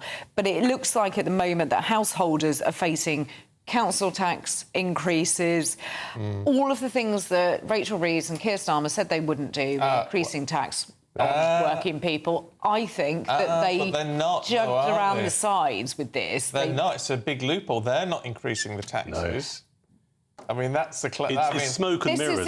This is about it. This is complete smoke and mirrors, and we always get this. It's like when you listen to news about sort of green investment and EV charging points. So the government is throwing an awful lot of money towards EV charging points for councils to install. It is going to be up to councils. So all they're doing is shifting the blame, therefore, onto other people. And the people that pay are the taxpayers in that area. And are we going to get good value for money? No, of course we're not. No, and there's a lot of concern, wasn't there, about funding for the Home Office and funding for the police. And over the last 7 days, we've had various senior police officers say, listen, we need a lot of money here. And there are reports about Yvette Cooper locking horns with Rachel Reeves. There's a mental image I'll never be able to get rid of. And kind of like going down to the wire in terms of debating about the budget. And, of course, what you can do legitimately here is if you're a local council, you can whack up your council tax bills by 4.99%. Isn't it, before you have to have a referendum for any more. And a lot of the reports coming out this morning are just like, well, this is a loophole. It is smoke and mirrors. Because actually your local police force or police service, as we're supposed to call it these days, can get that additional funding in by the increase in the council tax, which, of course, they get a portion of. Should we mind paying for it? We all said we want more police, more bobbies on the beat and all the rest of it. Well, you're not going to get that without paying for it. No, but it's about priorities, isn't it? And I think there will be some people who will expect the government to fund the Home Office properly. But you're absolutely right. We've talked about this before on GB News, about what people perceive to be the lawlessness in this country, shoplifting, for example, antisocial behaviour. I think people do want to see police officers on the street. And you're right, I think there will be some people who'll go, do you know what? If I have to pay a bit more council tax, so be it. But people's budgets are only going to go so far, and if you start increasing council tax even further, we've already seen an increase this year, and people are saying, but we're not seeing any fundamental difference in that. What's going to make next year any different? Is that service going to get any better? But their wages aren't increasing. And you've hit the nail on the head. People need to see a clear difference if they're being charged more. No, absolutely, and that's what we never ever get to see, is it? But you're right. You mind less paying more if you see the impact it's having. And if you've got a good service. Duncan, let's have a look at the Times, shall we? And the US-UK trade deal, ready to go. Ready to go. So this is nothing new. We heard about this last month. We had Sir Keir Starmer. Ready, is it? It's oven ready about a month ago. The oven is preheating, Stephen. So we know about this particular deal. It's about to be signed. We learned this because Jonathan Reynolds, the Business Secretary, was asked a question in Parliament yesterday saying we are ready to go on our side. And what this means, if you strip it down, is there would be only a 10% tariff on 100,000 of the UK's car exports, as opposed to 27.5% as a tariff. And also there will be the possibility that it will happen, 1,000 tonnes of beef and 1.4 billion litres of ethanol can come into this country with no tariff. There is a concern there for British farmers who are going, well, hang on a second, we're under the cosh at the moment. You're going to import thousands of tonnes of US beef. But some might argue that's the price to pay to have this kind of agreement. Well, my question with this is, and I don't know how these things work, but the whole tariff system is in the courts in the States at the moment. Yes. Right. There's an appeal underway, but it was all banned, then it was appealed, so it's all staying in place for now. But it could all go... Now, if we've signed a deal saying we'll pay 10%, and then but they end up abolishing tariffs in the States, are we stuck to 10% when everybody else is paying zero? I should imagine that this will be a point that you can go back and negotiate on. You can say, actually, we don't know how far this signature has gone, do we? But just because the government says that we have signed it and this is going to happen doesn't necessarily make it so. Oh, really? No, it doesn't. It doesn't mean that this is actually literally being done. What they can do is say that we have an agreement, it's almost like a gentleman's agreement in place. Doesn't mean necessarily that is actually going to happen. And you could find you're in a position where we're paying out 10% and it goes down to 5% or even 0%. And then where do we stand from that point onwards? So I think we should just urge a little bit of caution. I'm not convinced that this is anywhere near ready to go. Well, it's that phrase, isn't it? Nothing is agreed until everything's agreed. Exactly. Or something is the phrase you often hear. And we heard that and that's in the what past. it's like. Should we talk about fat-busting drugs? They're going to be... Apparently, they could be as widely used as statins. Everybody's going to be on them. I think everybody already on them already is, 180 quid a pop, apparently, from your local pharmacist. That's what I've heard. I noticed when I was in the pharmacy the other day, actually, that they've got a poster up saying, you know, we've got this... They'll jab you, you know, for you. Really? Yeah, you presumably have to buy them off them, but they will do it for... I mean, it's just like, blooming heck. Do you need a prescription for them, or can you just buy them? I don't think you do. Well, I think you're supposed to see a medical professional to see that if you are... Fat enough, really, to have them. And there's supposed to be a lot of procedures to go through to stop people who don't really need them, who are damaging their health by having it.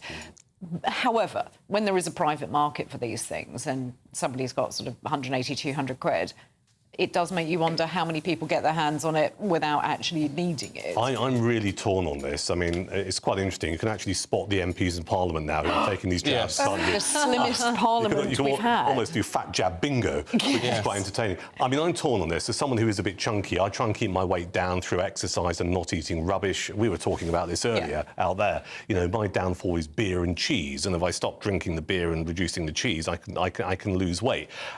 What we don't know about these jabs, whilst it might be a quick fix, and understandably there'll be people who go, I want this, and you can argue it's good for the NHS because it reduces obesity and the pressure on the NHS, we still don't know what the outcome of these jabs will be long-term. And it still doesn't teach you anything about your long-term nutrition. No, this is the problem. Right, you two, thank you very much indeed. We'll see you a little bit later on.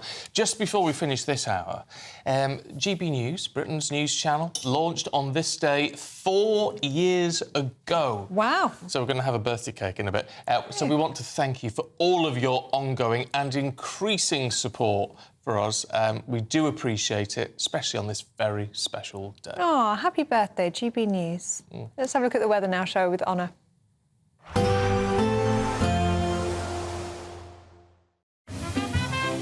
Heavy showers first thing will be followed by a warm, cosy day. Boxed boilers, sponsors of weather on GB News. Hello there, good morning. Welcome to your GB News weather update from the Met Office. Many should see a dry and bright start to the day, though Friday the 13th is set to bring some thundery downpours with a few Met Office weather warnings in force over the next couple of days. But as I say, many should see a dry and bright morning, particularly across the southeast. Plenty of sunshine here. Though it's not long until we start to see some thundery showers start to push up across Northern Ireland, parts of Scotland, and then it's all eyes to the south. Some more persistent outbreaks of rain pushing through here. This could turn heavy at times and possibly thundery later into the evening. But elsewhere, plenty of dry weather, plenty of sunshine across the southeast, though it is still going to continue to feel warm and muggy. Highs reaching around 29, possibly 30 degrees Celsius. That would make it the warmest day of the year so far. But to finish off the day across Scotland, there's still going to be plenty of showers. These too could be heavy at times still as we progress into the evening.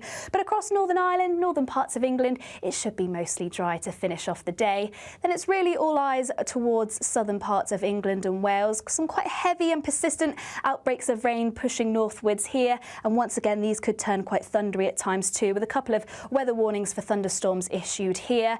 And it's really this warm plume of air that pushes up northwards, bringing with it some heavy outbreaks of rain and some quite thundery outbreaks by the time we reach Saturday morning. So do take care if you're travelling around. This could cause some travel disruption, but turning a little dry across parts of the south during the very early hours of Saturday, and it's still going to have that warm, muggy feel in the air even by the time we reach the morning. A continuation of the unsettled weather still pushing its way northwards, bringing some heavy thundery outbreaks of rain into northern parts of England, parts of Scotland and Northern Ireland, and still a few showers across England and Wales, turning a little lighter though, and mostly dry across parts of the southeast, feeling a little fresher here too, not quite as warm and muggy, but still temperatures reaching around 24 to 25 degrees Celsius, so still warm in the sunshine. There will be a light breeze in the morning, leading to a warm front. Boxed heat pumps, sponsors of weather on GB News.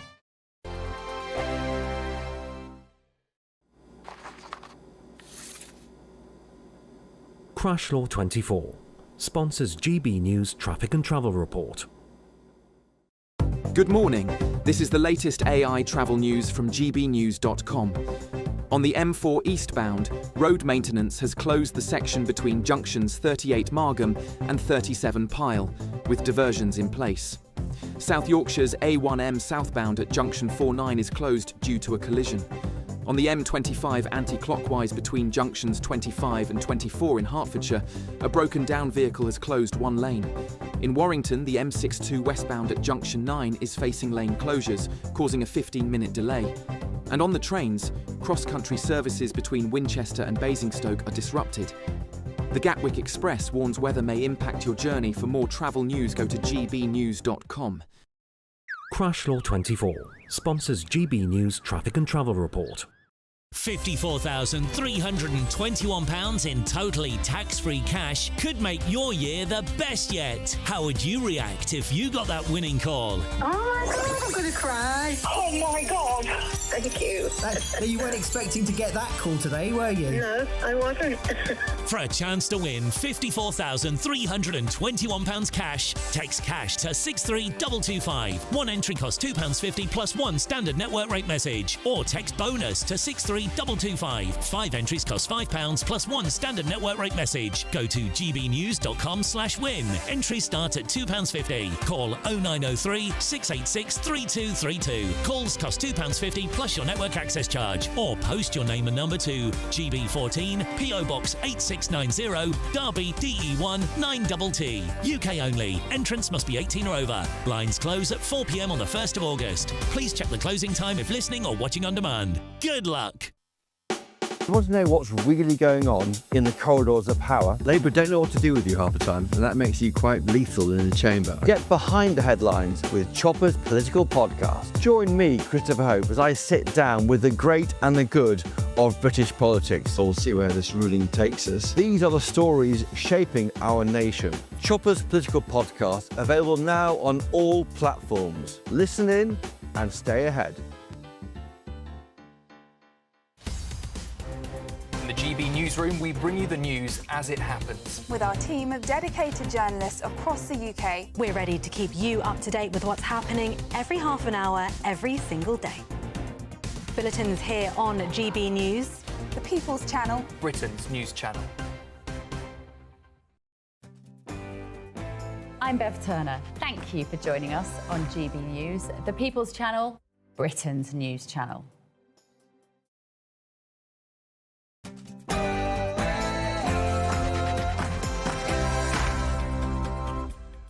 Good morning. Well, tension hits breaking point in the Middle East. Iran fires 100 drones at Israel in a retaliatory strike after Tel Aviv targeted Iranian nuclear sites overnight and killed the head of their military. Well, the Prime Minister has urged all parties to step back and reflect on tensions urgently. Unimaginable tragedy and a miracle against all odds. A 40-year-old British Indian man is the sole survivor to walk away from an Air India plane crash which killed 241 people. The Chancellor's accused of making up the numbers in the spending review as economists warn that tax hikes will come if the economy continues to shrink. Rioters attack police in the fourth night of unrest in Northern Ireland. It comes despite police chiefs vowing to arrest and prosecute bigots and racists behind the violence. As experts warn that lithium supplies for batteries will not keep up with demand for electric cars, we'd be asking, is Labour's green dream unachievable? And meet Britain's newest dog breed. Muddy is officially granted recognition by the Kennel Club, making it the 225th breed in the UK. And sport this morning, Thomas Frank is unveiled as the new manager of Tottenham Hotspur. Emma Raducanu wins again. She's back to being British #1 for the first time in 2 years. And in, well, it's a punishing US Open, shall we say. Rory McIlroy has a nightmare while Patrick Reed hits an albatross. Hello there, good morning. A dry and bright start for many, but further thunderstorms are on their way with some Met Office warnings over the weekend. Stay tuned and I'll be here with all the details. It's just gone 8 o'clock. I'm Stephen Dixon. I'm Ellie Costello, and this is GB News Breakfast.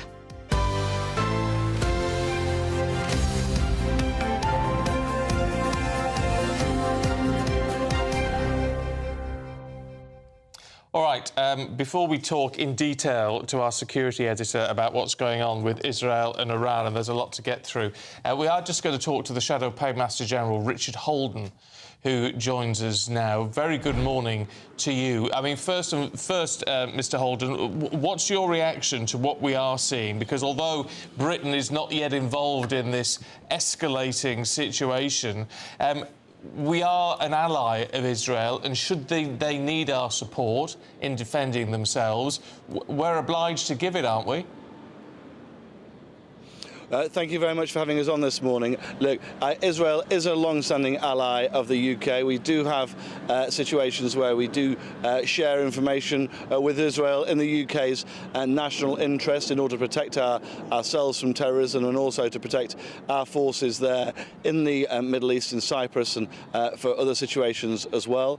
I think it's, what I think we all want to see right across the Middle East is a de-escalation of conflict. I think what we want to see is a long-term peaceful solution. That was shattered by Hamas when they did their attack on October the 7th, after Israel had made real progress in signing long-term peace agreements with some of those traditional long-standing neighbours which it had not had diplomatic relations with for a long period of time. This is all part of a much more complex international web of alliances and of how we can move towards that two-state solution that I think most of the world wants to see. But you're absolutely right to point to the situation in Iran overnight and to raise concerns about what that means for us here in the UK. OK, let's react, shall we, to the spending review. Rachel Reeves being accused of making up the numbers. Actually, the IFS saying this morning that tax rises are just a gnat's whisker away in the autumn. Well, quite, and I think you point to exactly the point there. This isn't a party political point from the IFS, the Institute for Fiscal Studies, widely recognised. Paul Johnson and his there as the real independent arbiters when it comes to these things. It's quite unbelievable that we're in a situation where after the Labour Party came into office saying they wouldn't need to raise taxes, they wouldn't need to raise national insurance, now we're in a situation where in just a few months' time the IFS are saying they might very well need to do that again. I think it's unbelievable. We're in this spiral created by Labour, created by Rachel Reeves, of higher borrowing costs, higher taxes, and that's leading through to higher debt interest payments as well as they choke off the economy. I've seen my own constituency where we're seeing youth unemployment up around a sixth already since the general election. You know, these are real concerns, and I think we're in this doom spiral with Labour where they just see more taxes, more debt, more borrowing, which means higher debt borrowing rates as well as the answer. And I actually think your viewers will be feeling a bit like I am. I'm actually quite shocked that Labour have managed to get themselves into such a tricky situation, actually a really difficult situation for the country, just so quickly. One thing that we do know about is that, you know, an important aspect of all of this in digging us out of this hole we're in is to increase revenue, tax revenue, so we can pay for what we need to do. Now, whether that's through growing the economy, which is an ideal solution. I mean, one solution, of course, as we know, is to raise the level of taxes. Your leader today, Kemi Badenoch, is calling for the windfall tax on North Sea oil and gas to be scrapped. She says that that will actually increase revenue in the long term. It protects the industry. It allows us to do more as we head towards that net zero target, wherever that is in the future, according to you. But, I mean, this was an option for the last Conservative government, and Rishi Sunak decided to keep this levy in place. Yeah, and I think temporary levies there, when we saw those massive spikes in oil and gas prices during the pandemic, I think that's a as a temporary measure when you're looking at super profits which haven't been earned through investment but are there as a result of international factors, basically. And we saw that with because of Russia's invasion of Ukraine as well, when suddenly you're removing huge amounts of oil from the international markets, and therefore the price that people are getting for them goes through the roof. I think we're in a different situation today, where we're seeing actually investment in the North Sea being choked off. We've seen a Labour government refusing to give those licences for new oil and gas fields in the North Sea, which is also in the long term going to leave us more reliant on places like Russia in the future, like some of those unstable regimes across the world, more reliant on those people for our energy as we look to the much longer term. I don't want us to be in that situation. I also don't want to be in a situation where we're going to be losing 200,000 jobs in the North Sea because of the lack of oil and gas production there as well. So I think it's an absolutely sensible thing to do is to look towards how we can grow our own economy. And I'd say more broadly, we can see some of these tax rises that Labour have put in. I was thinking of that new tax that they're imposing on farmers up and down the country. That's actually going to cost.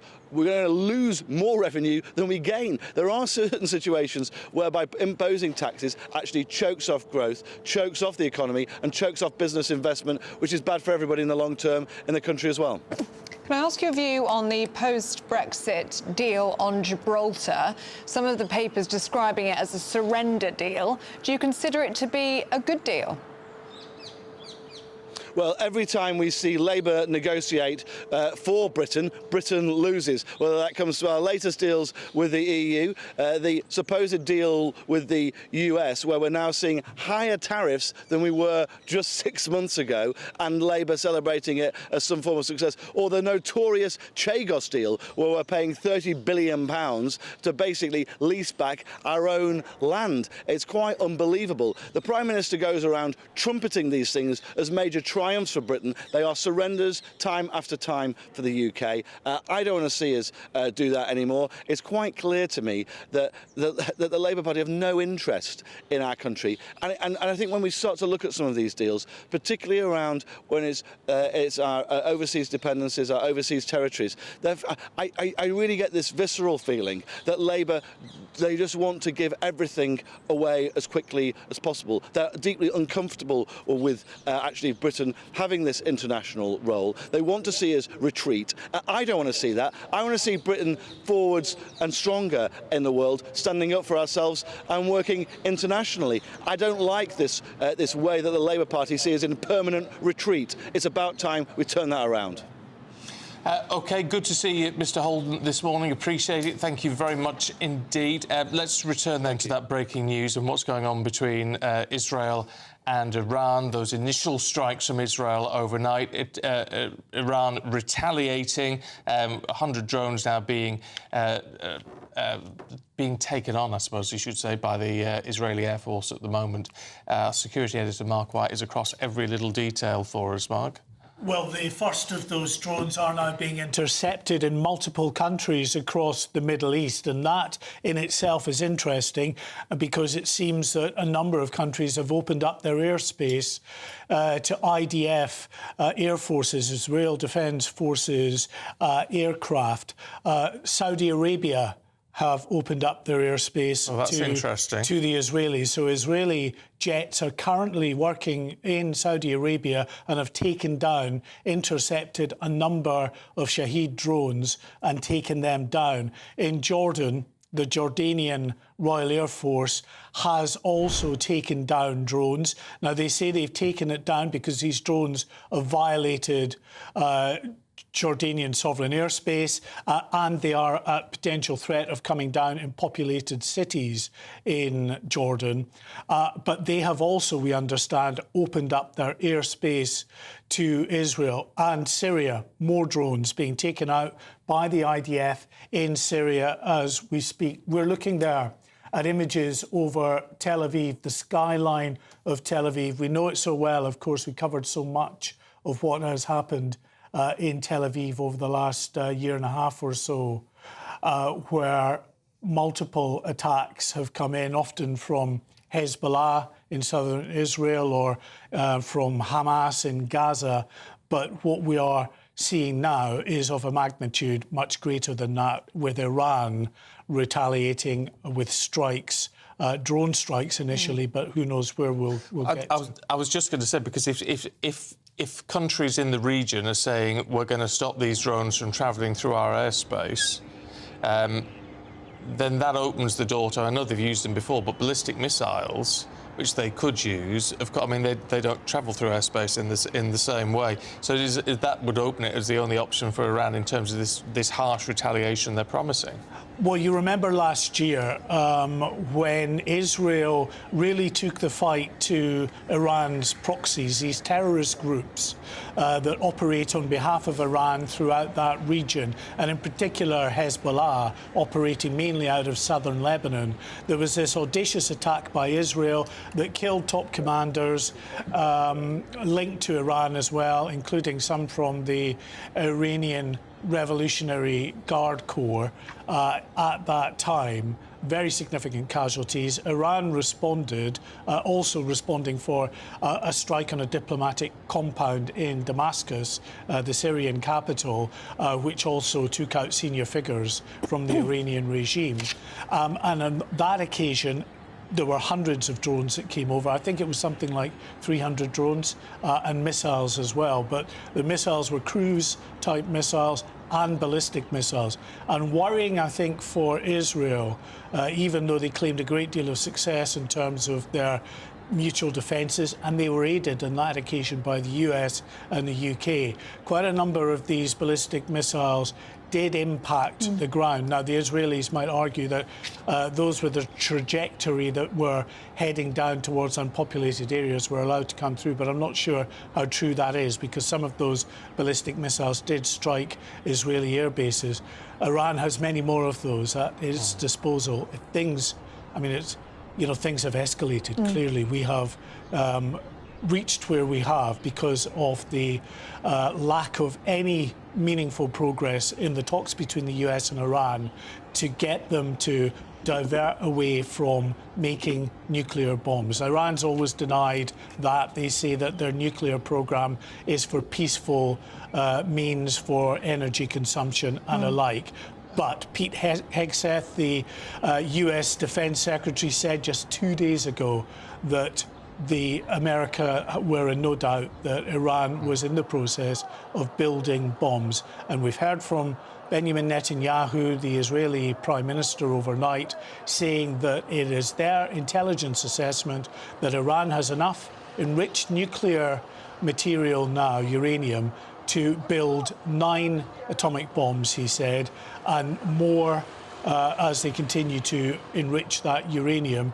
And they may well have the capability of weaponizing that enriched uranium within months, a year or so. That, according to him, is unacceptable. And what Israel sees its role as, it's been quite public about this, they say that they are effectively stepping in and defending the free world, because no one in the free world wants to see Iran have a nuclear capability.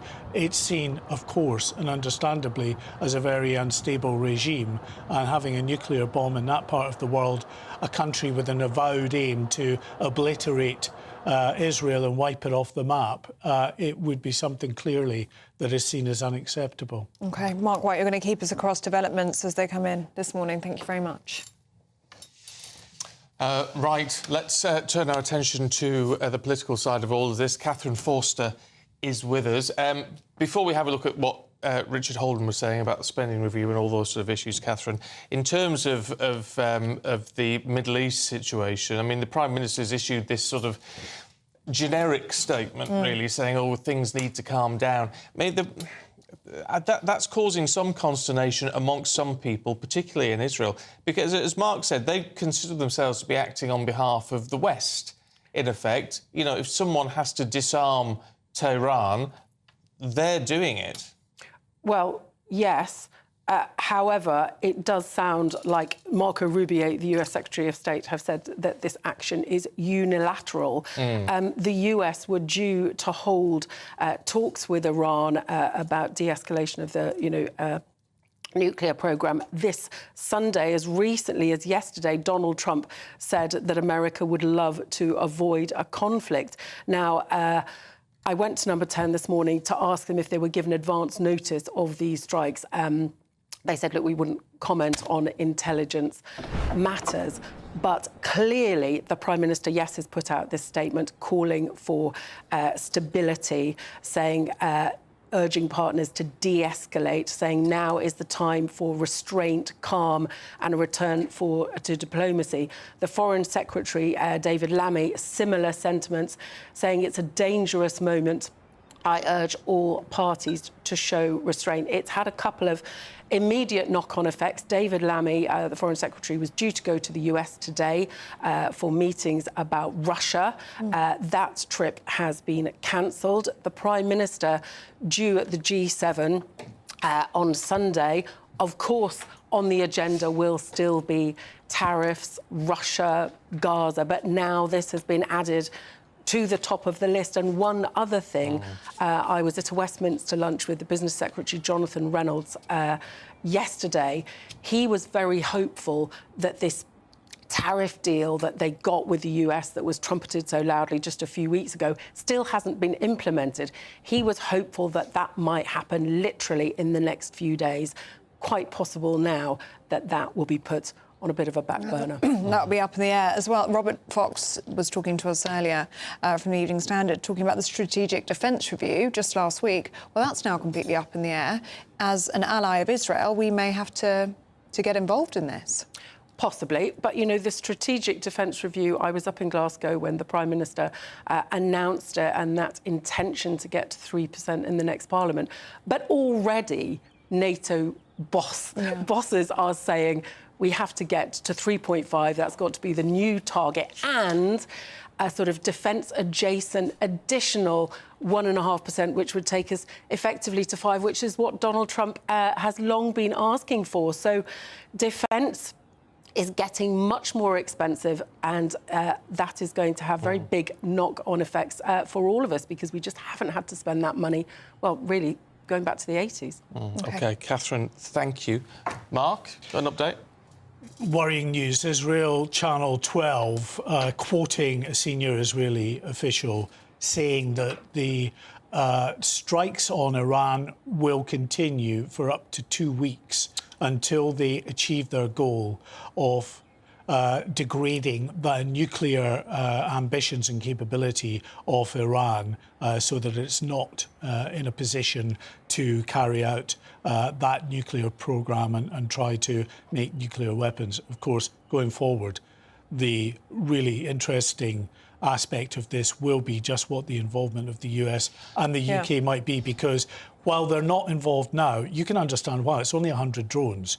This is the first response from Iran. When we get to the point where ballistic missiles are coming across, there is no doubt in my mind that the US will be involved in intercepting them, because Israel on its own has great capabilities, but it needs US support. Well, in terms of capabilities as well for the attack, a lot of these nuclear sites are underground, aren't they? There's at least 2 of them. You'd need bunker-busting bombs. Well, this is it. If you get to the point where things deteriorate to the extent where the US have come in anyway because of defending Israel from attack, it might be that then they have a more full-throated approach to it. At the moment, I see it as standoff. Allow Israel to deal with what it can, but at some point it won't stand back and allow Tel Aviv to be obliterated by ballistic missiles. So it will step in. There will be pressure, there's no doubt, for the UK to do likewise. But of course, we know that the mood music from the UK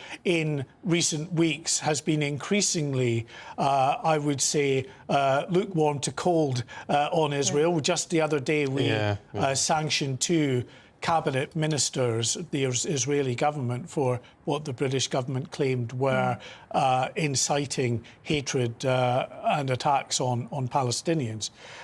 So I think what we're clearly going to see is further strikes. Now, there was some speculation, is this part of a diplomatic tool? You know, is this Donald Trump soften them up and then there'll be more willing to come around the table and agree something? I can't see that. The whole point of the talks were aimed at averting any kind of military action. Come to a peaceful resolution before you got to that point. But once this has started, you've got to go in and destroy their nuclear capability, haven't you? I mean, you can't leave it as a job half done. Yeah, I mean, I think there's potentially 2 scenarios here. One is they've only put 100 drones over. Maybe they will be willing to put up with the humiliation and go back around the table and think, look, this is the least worst option here, and we'll come to some kind of agreement. Or it just escalates. And I think when, if it escalates to the point where both sides are lobbing increasingly more potent munitions at each other, then all of the major Western powers, whether they want to or not, are going to get sucked into this. OK. Mark White, thank you very much for keeping us across the developments there in the Middle East. We'll continue to do so throughout the programme this morning. We're just going to have a quick look at the weather.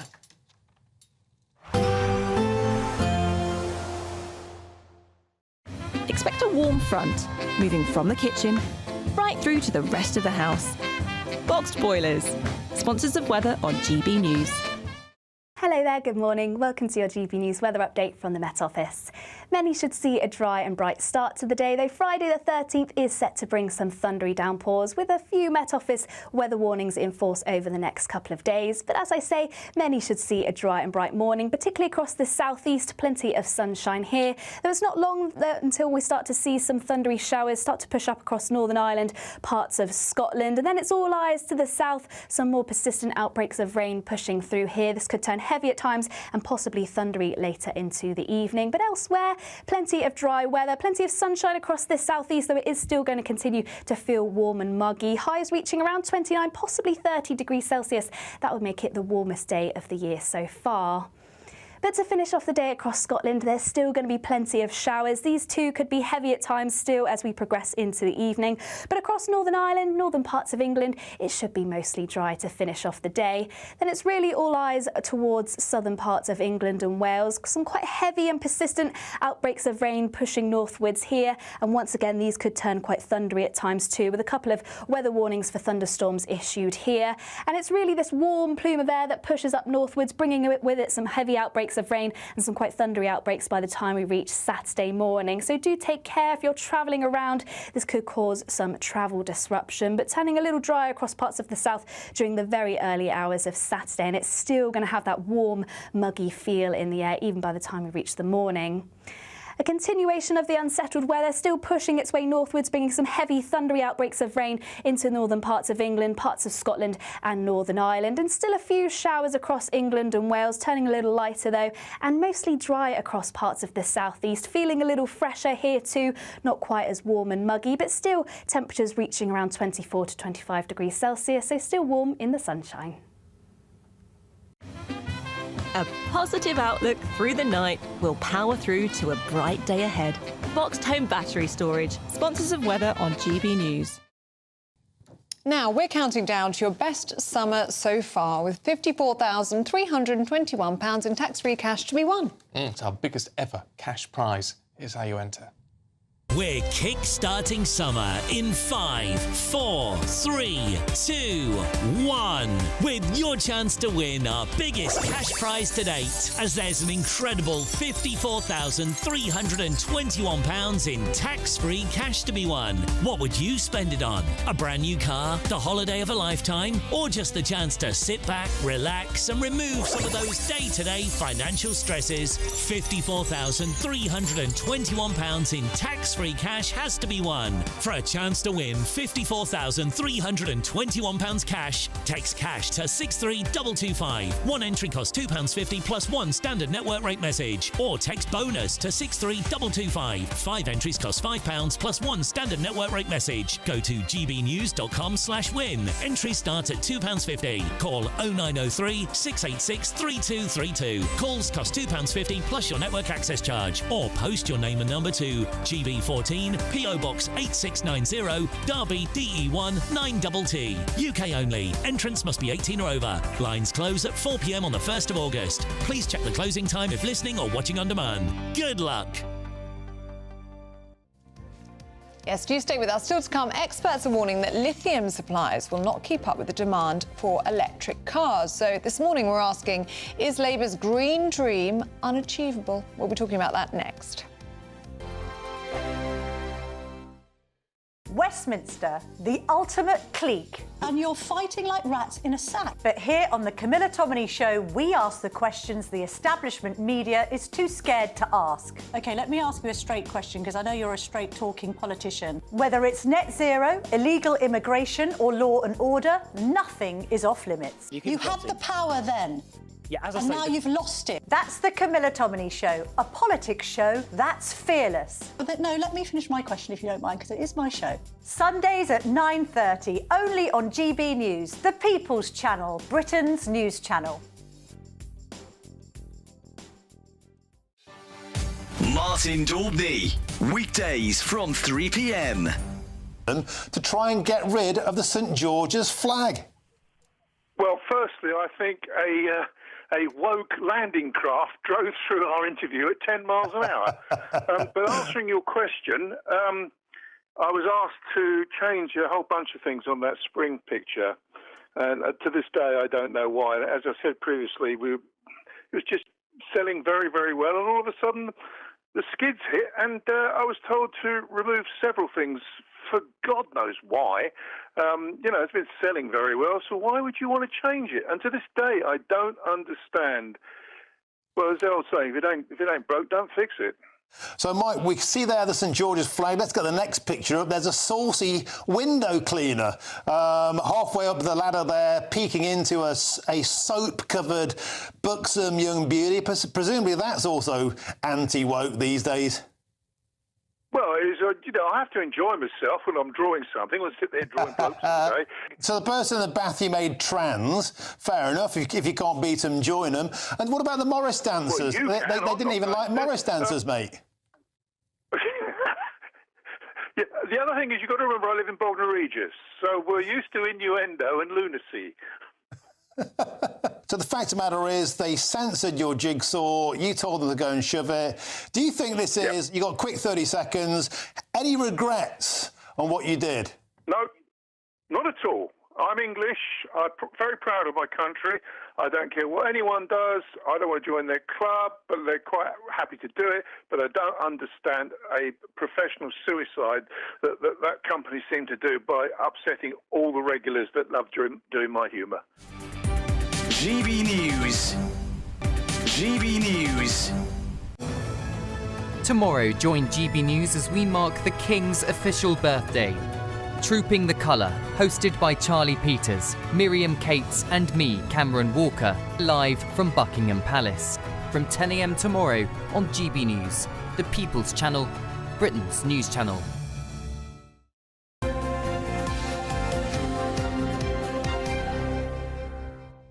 Welcome back to Breakfast. Now, experts are warning that lithium supplies will not keep up with the demand for electric cars. Yeah, researchers say domestic lithium production could grow as much by about 10 times what it currently is by 2030, but will still fall short of demand. So this morning we're asking whether Labour's green car policy is unachievable. Well, let's talk to the head of policy at the Global Warming Policy Foundation, Harry Wilkinson, and the environmentalist Donica McCarthy. Good to see you both this morning. Harry, with all of this, I mean, the problem you've got in saying we're going to run out of lithium is that obviously, in long term, we don't want these cars to be powered by lithium batteries, do we? They're not far from the most efficient way of doing it. Well, what I would say is this policy tells you everything you need to know about net zero. This isn't about giving people free choices about the technologies they want to use. This is about saying we're going to have mandatory targets. It's a sad indictment on our country if we've just normalised the government making these fundamental decisions for people's lives. The CEBR has warned that this policy might cost the country that's rigid targets for battery electric vehicles, known as the ZEV mandate. 80% of all vehicles will have to be electric vehicles by 2030, rising to 100% by 2035. And that policy is expected to cost £400 billion to the UK economy. And of course, car makers as well have warned that this policy is not achievable. Stellantis has spoken out about that. So there's increasing numbers of people saying, this isn't likely to be achieved, but the road to trying to get there is going to do enormous damage. Donica? Yeah, Harry's hilarious. He's basically funded by North American dark money billionaires to spout this stuff, keep Britain addicted to global oil markets that are damaging our economy. This is an exciting time for electric vehicles. The latest stats say 47% of vehicles sold in Britain are now EVs. We're halfway there after just 2 years of the electric mandate. We've another 5 years to go. It's speeding up. And this charge that lithium, we're going to have a shortage of lithium, is nonsense. What it says is that there may be the consumption of lithium is increasing, so the domestic production will not be sufficient, but there's plenty in the world outside of the EV producing countries for whatever number of EVs we want to produce. And the other point is that there is now sodium batteries coming on the market. A number of companies are producing sodium batteries. There is no shortage of salt on the planet. The seas are full of it. So this nonsense is just scaremongering. We are on the route to cleaner, cheaper cars. They're cleaner for the air so our kids don't get asthma. They eliminate the climate emissions so we're not trashing our climate. And they are cheaper. There is now EVs on sale in the UK market from 13,000 to 18,000 in hatchbacks. And in China, they've got £6,000 cars. And so they are on their way in the next couple of years. I mean, that's the issue you've got to face, Harry, in arguing against it, isn't it? If something is, whether you say it's wrong to have it mandated or not, if it's going to end up, basically, they're going to be cleaner, they're going to be cheaper, then what's the problem? Well, I don't tell people not to get EVs. I welcome EVs. If people want to buy them, I think that's great. I think it's hilarious that Donica keeps repeating these completely inaccurate allegations against me. You are funded by the Donors Trust. But it is important. Choice is absolutely important because, what we've seen so far with EVs, a lot of the growth in demand has been driven by company car sales. That's, companies trying to meet their own net zero targets. It's not being driven by consumer choices. I think Donica was citing very high figures there. The figures I've seen, it's more like 20% of car sales are now electric vehicles. So, consumers aren't adopting these quickly enough. And of course, many car makers are calling that out. They're saying these targets just aren't in line with consumer demand. So that's what car makers are saying. I think they know a lot about this. And I think it just comes down to range, for example. Consumers are still concerned that they might not always have that with electric vehicles. And people deserve to make this choice. The vehicle gives people enormous amounts of freedom, and people should be able to choose which ones they want to buy. I think that's an absolutely fundamental freedom that people should have. OK. Well, we also have the freedom for kids to have clean air. We've got to leave it there. Donica McCarthy, Harry Wilkinson, thank you both very much indeed. Freedom of choice is a good thing. Yes. The technology will get better as well. Well, it needs to, doesn't it? Because, as Harry was just saying there, the range isn't there yet. Nor the charging points. Nor the charging points. Solid-state batteries are what they're working on, which would be much smaller, much lighter, much more efficient, last a lot longer. And it will come. It's just a matter of time. Yeah. And whatever sort of vehicle you're in, if you are travelling to work or school today, here's your traffic and travel update.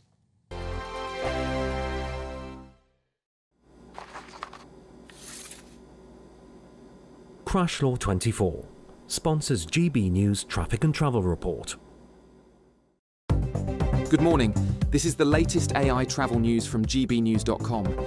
Motorists in North Yorkshire should be aware of a road traffic collision on the A1M southbound at junction 49, closing all lanes. The incident is expected to clear between 9:15 and 9:30 this morning.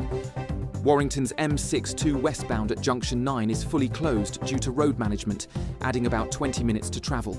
In Oxfordshire, the A34 northbound between the A4130 and the A415 has lane closures after an accident, causing 30-minute delays. In Surrey, the M25 clockwise exit at junction 11 is experiencing a lane closure due to a broken-down vehicle. For more travel news, go to gbnews.com. Crash Law 24 sponsors GB News Traffic and Travel Report.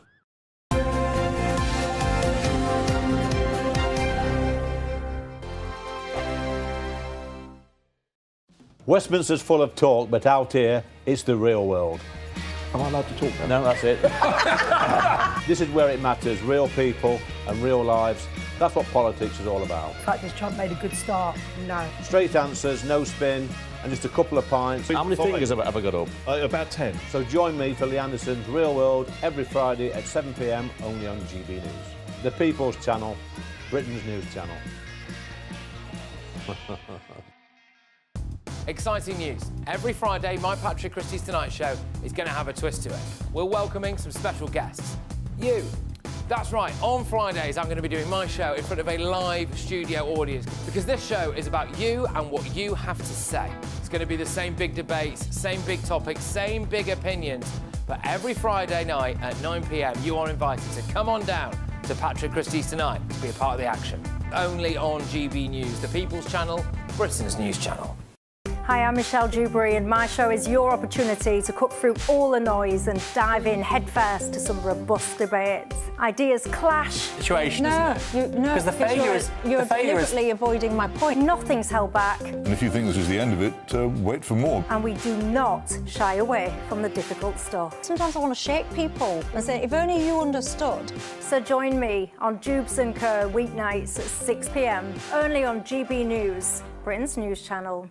Good Afternoon Britain isn't just about us. The wonderful thing about this programme is it's about everyone watching. It's an interactive programme. Well, there absolutely is something to see here, and we're going to be talking about it more. Whether it's breaking royal news, please bring us up to date. Or indeed a particularly punchy speech in the House of Commons. Very, very curious. We bring it to you live, and then we bring you live reaction as well. That's Good Afternoon Britain, weekdays from midday. Only on GB News, the People's Channel, Britain's news channel. You want to know what's really going on in the corridors of power? Labour don't know what to do with you half the time, and that makes you quite lethal in the chamber. Get behind the headlines with Chopper's Political Podcast. Join me, Christopher Hope, as I sit down with the great and the good of British politics. We'll see where this ruling takes us. These are the stories shaping our nation. Chopper's Political Podcast, available now on all platforms. Listen in and stay ahead. In the GB Newsroom, we bring you the news as it happens. With our team of dedicated journalists across the UK, we're ready to keep you up to date with what's happening every half an hour, every single day. Bulletins here on GB News, the People's Channel, Britain's news channel. I'm Nana Akua. This is GB News, Britain's news channel.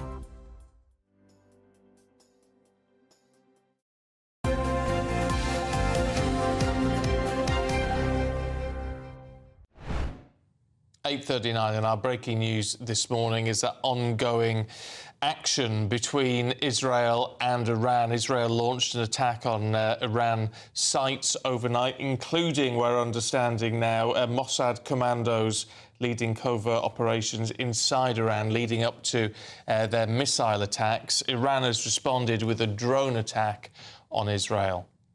Well, we're now joined by former British Army officer Bob Seeley. Good to see you this morning, Bob. And what's your reaction to what we've seen in the past few hours?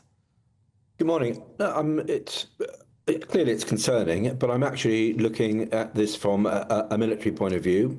I think, look, Israel has struck out against Iran now because it can do so. There's never been a better time to hit the mullahs. Whether you think this is wise or not, whether you think it's good for the Middle East peace or not, Netanyahu has made a decision, and that he thinks that anything that can threaten the state of Israel, Israel will now challenge, especially after what happened in October the 7th with the attack on Hamas. So they pretty much finished Hamas off as a fighting force for the moment. They've hurt Hezbollah badly, and now they're going after the center of those operations where those proxy forces are controlled from, which is Iran. And it's really interesting that they're destroying three things. They're killing senior leaders from the IRGC, the Revolutionary Guard, who are the heart and soul of the Iranian regime. They're destroying ballistic missile sites to stop launching missiles, to stop Iran launching missiles to Israel. And they're trying to destroy and put back by days, or months, or years the nuclear missile program. So effectively, Israel is now saying this is our new red line. Yeah, and it's interesting on that perspective that obviously there have been talks ongoing. They don't seem to be getting anywhere. There's certainly frustration from the United States.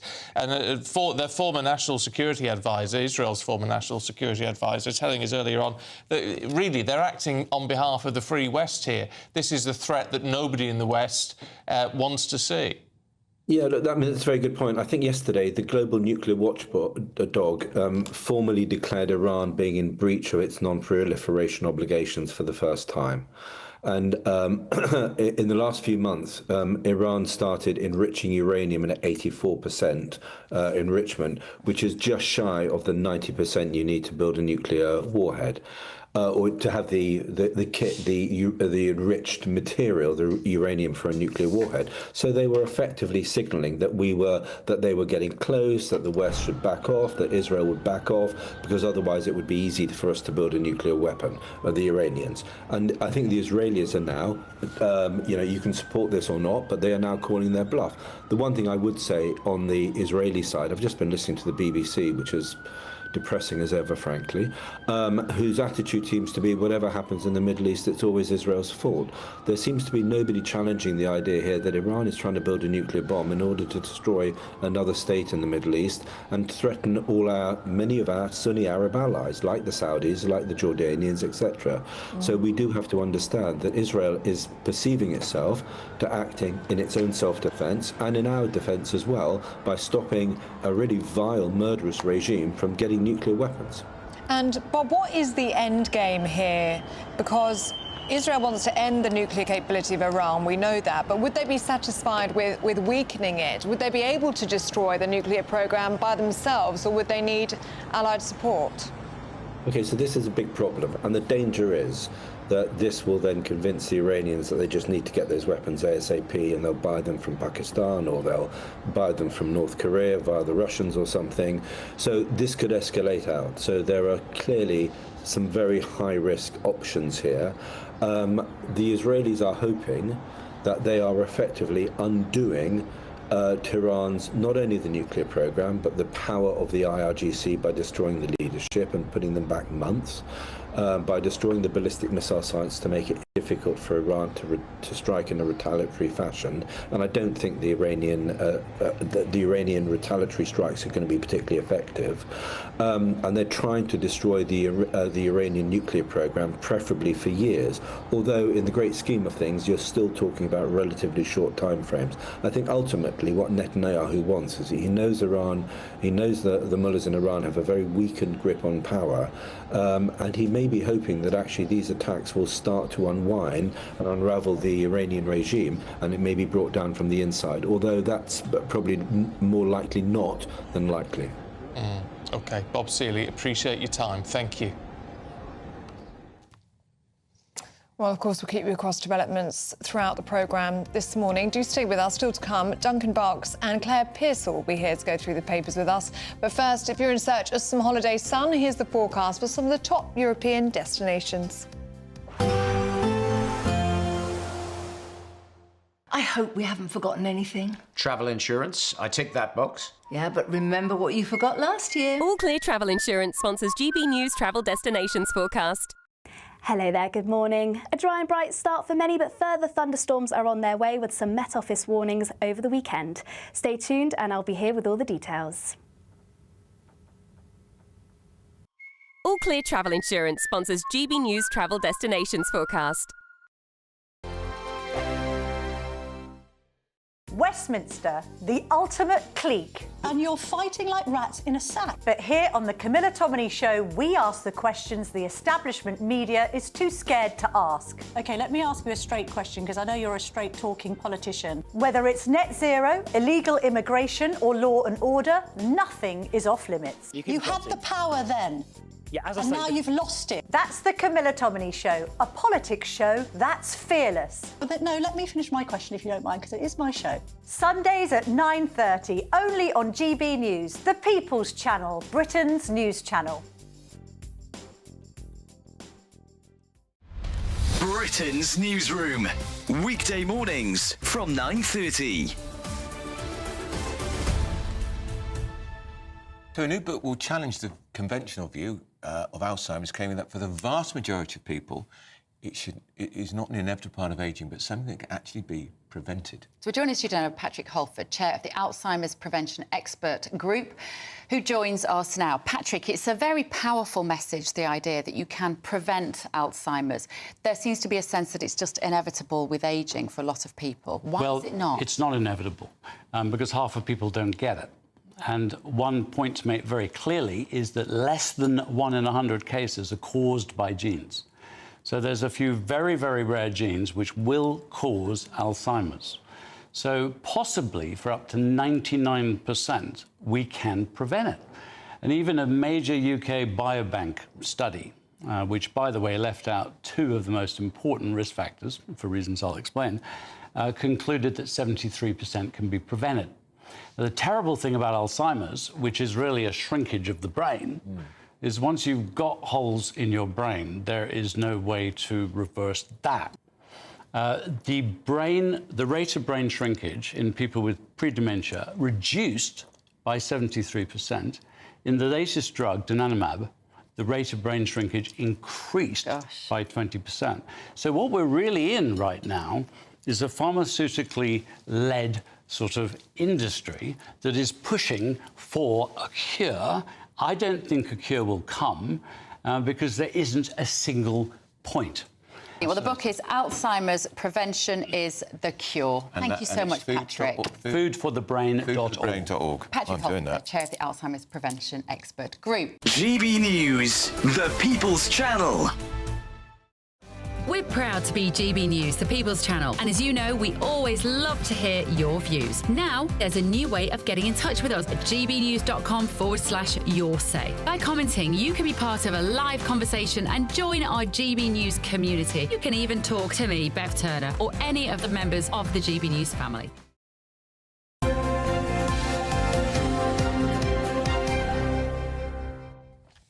Welcome back to Breakfast. Joining us to go through the papers this morning is political commentator Duncan Barks and former Conservative advisor Claire Pearsall. Morning, you two. Morning. Duncan, should we start with Friday the 13th? But it could be lucky for some. Well, it could be. Do you know what the term is for the fear of the number 13 or Friday the 13th? No. Triskaidekaphobia. Rolls off the tongue, that It's one. a very easy word to master. I do find it very odd. There's loads of... If you go to these big tower blocks and things, there's loads of places that don't have a 13th floor. That's true. Yeah. At the wedding, I'm not having a table 13. Oh, it's daft. I'm having 12 and a 14. Oh, yeah. Don't want any bad... Go to some hotels, there's no room 13. Yeah. So this story is, well, it's a bit of an opportunistic story here. It's about the Euro millions, and the amount that's up for grabs tonight is 208 million quid. I wouldn't mind that. Because it wasn't won earlier this week. So the people behind Euro Millions are going, well, Friday the 13th may be unlucky for some people, but it might be lucky for you. 208 million quid, buy a ticket. Yeah. OK. Yeah. I mean, saying that, it is me being really sarky. I did see it in the papers this morning and immediately bought a ticket. So, yes. You know, but don't anybody else fair. buy a ticket, No. please. Thank you, that's I've my already, plan. I've already got mine, so sorry. Have I'll share. All right, we'll share. I don't Yeah. mind splitting it a few ways. Yeah. Claire in the Express, council killjoys. Yes. I've had a go at a kind-hearted granny. So there's a lovely grandmother bought a trampoline and put it up on a disused sort of green space on her estate in Southampton for the local kids to play on. Kids enjoyed it, had a lovely time. She put this up in February. The council came round and went, no, Health and sorry, safety. can't do that. They were claiming it's on their land, so they got a little bit miffed about it. But also from the safety point of view, we all know that you get incidents on trampolines. However, if you want kids to be out and about, not sitting in their rooms on a console or on looking at a screen, I would agree with you on that. The problem is we live in this awful society now where everyone is so litigious. Yeah. And if some kid hurt themselves and went home, what's the mother It's all about litigation, you're right. Yeah, I'm going to sue the council. But the most depressing thing about this story, unless we've not been told about it, is the council's not trying to find a solution to make this work for the local kids or find a way of making the trampoline remain there and address any health and safety concerns so little Johnny doesn't bump his head. It's just like, no, you must remove the trampoline. And you're right, you know, we have this drive in this country which is like we have obese children, get them from behind their screens, get them outside. It's a shame there's no obvious solution to this. Yeah. Do you not remember playgrounds when you were younger were not the kind of nice, safe, beautifully sprung... It's on concrete. I mean, it was gravelly concrete. Yeah. And if you fell on it and scuffed your knee, well, oh dear. Good luck to you. There's character building. Get a plaster and get on with it. Yeah. Yeah. Duncan, Simon Cowell wants to ban homework. Yeah. Mr. X Factor has given an interview. He was talking to a TV channel and he said, look, you know, kids get out of bed at 7 in the morning. They get home from school at 5 or 6 in the evening and they have to, well, according to Simon Cowell, the child that he's responsible for gets home at 5 or 6 in the evening. They have too much to do. We shouldn't give them homework. Oh, get a grip, That's his view. The other thing that's interesting is a blooming grip. Well, he doesn't have a mobile phone. And he's saying, I've got concerns about, you know, children getting mobile phones at an early age, and his 11-year-old has started using the word phone. Can I have a phone, Dad? Simon doesn't have one. He gave it up a long time ago, and he says he feels better for it. That's because Simon has an assistant who has a phone. Yeah, exactly. I think it's a little bit different when you have to run your own life Yes. and you need to get trains and you need to be able to look at timetables and you need to do your banking on an app. He has people to do that. Do all that for him. No, I think kids, they do... Sometimes there is far too much homework. I would agree with that. But kids need to be out of the school atmosphere where they can then reflect on what they've learned. But none of us liked to do homework. Everybody hates it. It's one of those things. But it's tough for the parents as well. I always felt that it was homework more for me than it was for my child. Especially at primary school. It seemed an awful lot of work for me if you had to build a model or you had to paint something. This was down to me to sort out. But you do it and you get on with it because sometimes in life things aren't negotiable and kids need to know It's character building. Yeah, it's character building. Yes. Everything is this morning. Can we have a look at Airfix? because I used to like an air. I was never any good at Airfix, but it used to be fun. In the Express, I wish I'd saved all my Airfix models. Yes. Unbuilt, presumably. Yes, this is right. So this is the Airfix auction. So these are kits, sort of boats and planes, quite rare models, and they've sold for up to £84,000. Oh. So people are now going to be scrabbling in the back of their cupboards to see, you know, do they have a fully boxed up Spitfire or something that they can sell. But I think it just shows that these kind of toys never really go out of fashion. No, they don't. And we all like to remember our childhood. It's a big market. Have you got some dinky toys in a box somewhere in the loft? Yeah. Dig them out, now's the time. But with that, the boxes have to be in good nick. You need the dinky packaging, toys. don't you? Yeah. You do. Yeah. Oh, happy childhood days, all that sort of stuff. Right, you two. So it's all been a bit short and sweet today, but it's been very good to see you. Thank you very much indeed. Let's get a check on the weather now, because it's set to be a scorcher.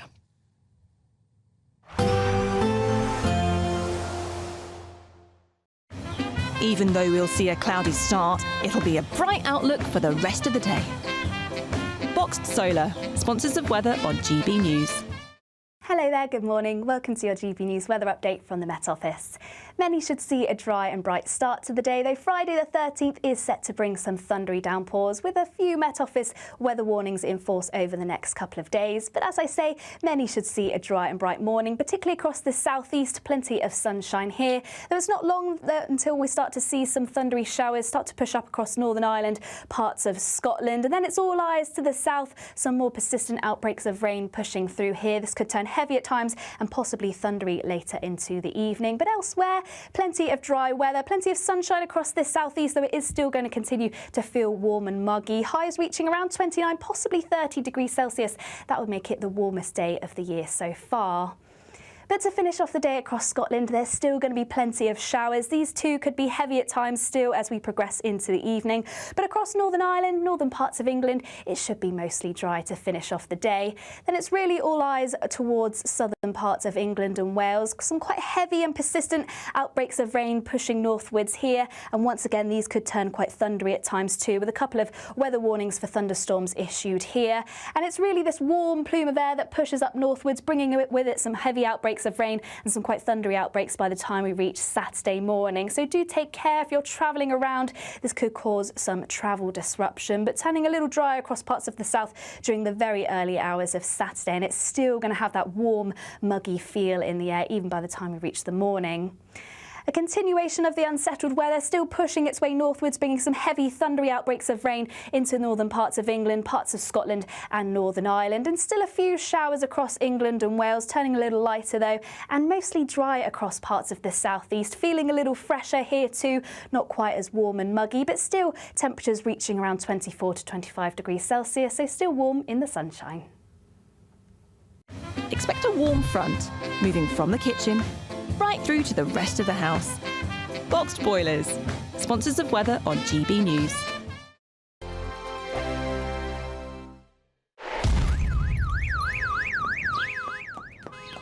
Crash Law 24 sponsors GB News Traffic and Travel Report. Good morning. This is the latest AI travel news from gbnews.com. Watch out for congestion on the M4 eastbound at junction 33 in Capel Llanilturn. Meanwhile, the A34 northbound in Oxfordshire has lane closures due to a collision between the A4 130 and the A4 15. Expect normal traffic conditions by 10:25 this morning. Surrey's M25 clockwise exit slip at junction 11 has a closed lane due to a broken down vehicle, with traffic expected to return to normal by 9:15 this morning.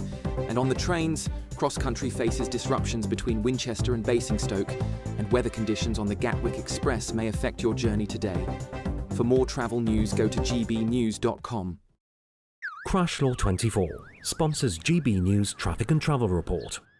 We're kick-starting summer with your chance to win our biggest cash prize to date, as there's an incredible £54,321 in tax-free cash to be won. What would you spend it on? A brand new car, the holiday of a lifetime, or just sit back, relax and remove some of those day-to-day financial stresses? For a chance to win £54,321 cash, text cash to 63225. One entry costs £2.50 plus one standard network rate message, or text bonus bonus to 63225. 5 entries cost £5 plus 1 standard network rate message. Go to gbnews.com/win. Entries start at £2.50. Call 0903 686 3232. Calls cost £2.50 plus your network access charge. Or post your name and number to GB14 PO Box 8690 Derby DE1 9TT. UK only. Entrance must be 18 or over. Lines close at 4 p.m. on the 1st of August. Please check the closing time if listening or watching on demand. Westminster's full of talk, but out here, it's the real world. Am I allowed to talk then? No, that's it. This is where it matters. Real people and real lives. That's what politics is all about. The fact has Trump made a good start? No. Straight answers, no spin, and just a couple of pints. How many fingers have I got up? About 10. So join me for Lee Anderson's Real World every Friday at 7 p.m. only on GB News. The People's Channel, Britain's news channel. It's Patrick Christie's Tonight, and here we do things differently. It's explaining the absolute madness of this, doesn't it? It's explosive. I mean, this is very good. It's lively. 850. Your government sat there short and it did nothing. It's controversial. And the Middle East has been in turmoil since before I was born. It's everything you need to kickstart your evening. Everyone's had their Weetabix tonight. I love to see it. That's Patrick Christie's Tonight, weeknights from 9 p.m. Only on GB News, the People's Channel, Britain's news channel.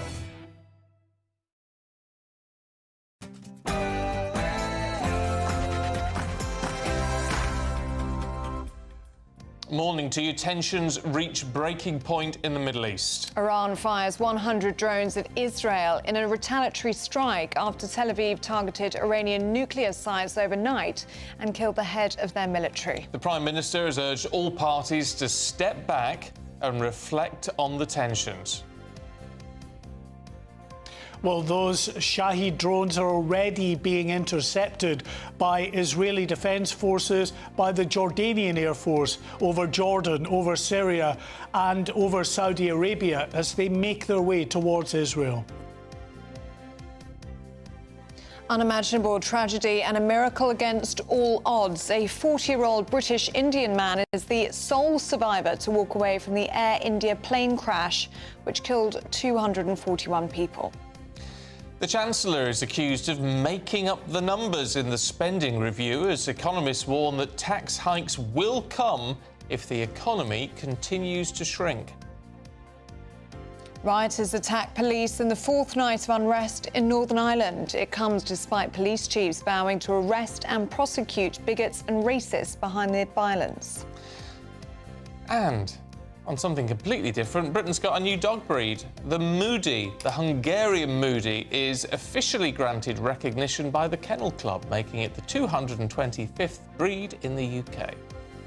Hello there, good morning. A dry and bright start for many, but further thunderstorms are on their way with some Met Office warnings over the weekend. Stay tuned and I'll be here with all the details.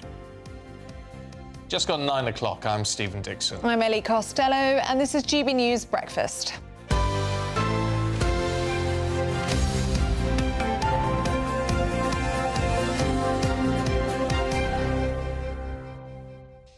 Well, we'll get straight on with the breaking news this morning. It's these an attack from Israel into Iran, retaliation now underway in terms of 100 military drones that have been sent from Iran to Israel. They're being intercepted as we speak, but it's certainly the heightening of escalations of tensions in the Middle East. It's a very concerning time, but something which Israel said was absolutely necessary and were determined to act unilaterally on this, so we're told.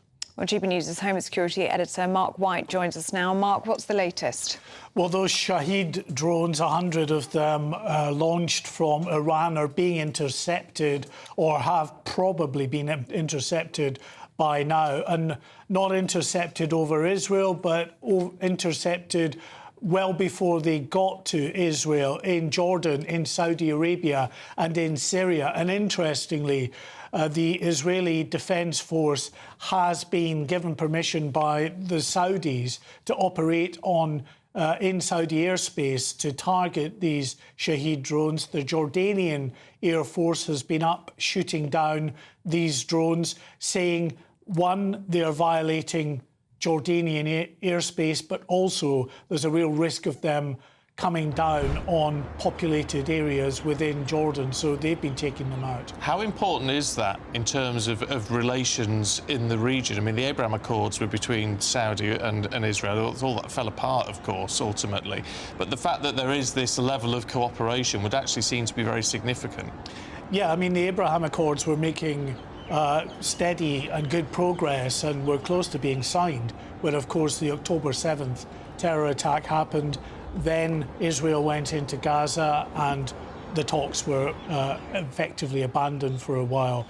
But, you know, the head room for a sort of improving relationship with Saudi Arabia is absolutely still there. And remember, of course, the Saudis are no friends of the Iranians. And although we've been speaking about Israel saying that they could no longer tolerate this nuclear program that Iran is involved in because they see it as absolutely them building towards nuclear bombs and nuclear weapons that, yes, would threaten Israel directly and threaten potentially the West, but actually more immediately would also threaten the Sunni enemies of Iran, if you like, in that region. Chief amongst them, of course, Saudi Arabia. So that's why I think you're seeing this level of cooperation. Nobody in that region really wants to see Iran get a nuclear weapon. But what will be interesting now is what this does in terms of the response on Israel. Well, we're told just in the last few minutes that people in Tel Aviv and other population centres in Israel have been told they no longer need to shelter in their bomb shelters. They can leave their bomb shelters but remain close by because that first wave of drones has now been dealt with. But remember, in recent days, the US had ordered an evacuation of non-essential personnel and family members from diplomatic embassies and other bases and US sites throughout the Middle East because of the potential for retaliation. They were clearly aware of the sort of trajectory where we were heading in terms of these strikes from Israel. So will Iran, through its proxies, which have been greatly diminished, of course, in recent months, try to attack some of these US installations and embassies? It's certainly a possibility. And another key one, of course, is we're talking about Iran. So you've got the Iranian Gulf there, the Persian Gulf, and the Straits of Hormuz, that vital shipping lane for all of the oil that's coming out of that area that could potentially find itself at the centre of some kind of Iranian-imposed blockade as well. So lots of areas where the UK, the US, not involved at the moment, but could get sucked into this. What does Israel do next? I mean, they dealt with intercepting the drones this morning, but if the end game is to end the nuclear capabilities of Iran, are they able to do that alone, or will they need help? Well, there's no doubt that if we got to the stage where things continue to escalate and it's not drones that Iran starts lobbing at Israel, and we're talking about ballistic missiles, then I think there is no doubt that the US would have to intervene to assist Israel. There's a huge support for Israel across many parts of the US, especially on Capitol Hill there, and I don't think anybody would stand back and allow Israeli cities to come under direct fire from ballistic missiles. So I think the US would be involved. It's a moot point, really, at this stage, to whether the UK would be involved in some capacity. If things deteriorate in that region and shipping starts getting attacked again from the Houthis, if there's a blockade in the Persian Gulf, then absolutely the UK is going to be sucked in to that, trying to defend shipping in the area. Yeah, I mean, so it's as you say, we're not involved at the moment, and say no indication as yet. I mean, nothing firmed up at all. But presumably, bases like Akrotiri will be on some sort of alert now. Well, I think it's no coincidence that we've seen a build-up in some of the military presence at RAF Akrotiri in the last month or so. The writing has been on the wall. Of course, the crunch talks over Iran's nuclear program, which were effectively getting nowhere, and the US saying that. There's more talks that are scheduled for Sunday. Will they go ahead? Possibly unlikely now, because they were aimed at averting military action. Well, we've now got military action. But let's see. I mean, it's possible the Iranians might still decide that they'll go around the table and try to sort something out here, because the other option just doesn't really bear thinking about. OK, Mark, for now, thank you. Well, we're joined now by GB News political correspondent Catherine Forster. And Catherine, how have Number 10 been responding to this? Yes, so the Prime Minister put out a comment in the last hour or so. I'll just read you a little bit of it. He said, "We urge all parties to step back and reduce tensions urgently." Goes on to say, now is the time for restraint, calm and a return to diplomacy. The Foreign Secretary, David Lammy, has said similar, talking about a dangerous moment. Says, I urge all parties to show restraint. We've also heard from the Shadow Foreign Secretary, Priti Patel, similar sentiments, also saying the world is an increasingly dangerous place. Pretty much across the board, the call is for de-escalation. Also, Mark Rutte, the NATO Secretary-General, has been speaking. He has said this was a unilateral action by Israel. That's something that was also said by Marco Rubio, the US Secretary of State, said this was unilateral. Now, I went to Number 10 earlier saying, did you have advance notice of this? They said, well, we wouldn't comment on intelligence matters. The Times is reporting that as things stand, UK warplanes are not going to be involved in defending Israel. Of course, that could change, but I think it's worth noting that there is increasing tension with Israel at the moment over what's happening in Gaza. The UK government sanctioned a couple of members of the Israeli cabinet in the last couple of days. The word that the PM has used repeatedly about Gaza is intolerable. So although Israel is a very, very close ally, I think it will be very interesting to see internationally what the response is. Worth saying, too, there will be an immediate bad effect for us, economically speaking. Oil prices are already up 10%. That's the largest jump since Russia invaded Ukraine. So this has a potential to make things much, much more expensive for us at home. OK, Catherine, thank you. Mark? Just one very quick point. The Israeli Defence Forces have just confirmed that they have intercepted all of the drones that were headed towards Israel. OK, Mark, thank you. An important point there. Well, let's talk to the director of the Israel Solidarity Movement, Keith Fraser, who joins us now. Good morning to you, Keith. I wonder with this, I mean, there's all this focus, and understandably so, in terms of diplomatic relations, how this is a unilateral move from Israel. But Israel also keen to point out to the experts we've talked to that they are, in effect, acting on behalf of the West. They are acting on behalf of the region in terms of nobody wants Tehran to have these nuclear capabilities, and something had to be done. This is something that had to be done for the sake of Israel, because Iran considers Israel the little Satan. It considers America the great Satan. It considers any member of the West, including our own, as a satanic being, if you like. And of course, we know that Iran has been the snake, and Israel's trying to cut the head off the snake, because Iran has had its tentacles, its Islamic terrorist tentacles across the Middle East, with Hezbollah, Hamas, the Houthis, Islamic Jihad. And of course, you know, this is a war against the West. If Iran were to obtain nuclear bombs, can you imagine what could happen and what threat would be at the West? The West has dealt with Islamic State. It now must support Israel in doing so. If Israel is doing it unilaterally, as you said, it must deal with Islamic Republic. It's as simple as that. Keith, why do you think Israel has chosen to take action now when talks have been taking place? I mean, they haven't been going very far, but there have been talks in motion. Israel's been talking about taking action for the last 20 years. It realises the threat that Iran poses. Iran makes statements like it wants to annihilate the Jewish state. Well, we've seen what happened on October the 7th when Hamas went in to try and annihilate a considerable number of Israelis. Israel takes Iran seriously, and they knocked out some of their air defenses last October in response to 2 huge ballistic missile attacks from Iran last year, you may recall.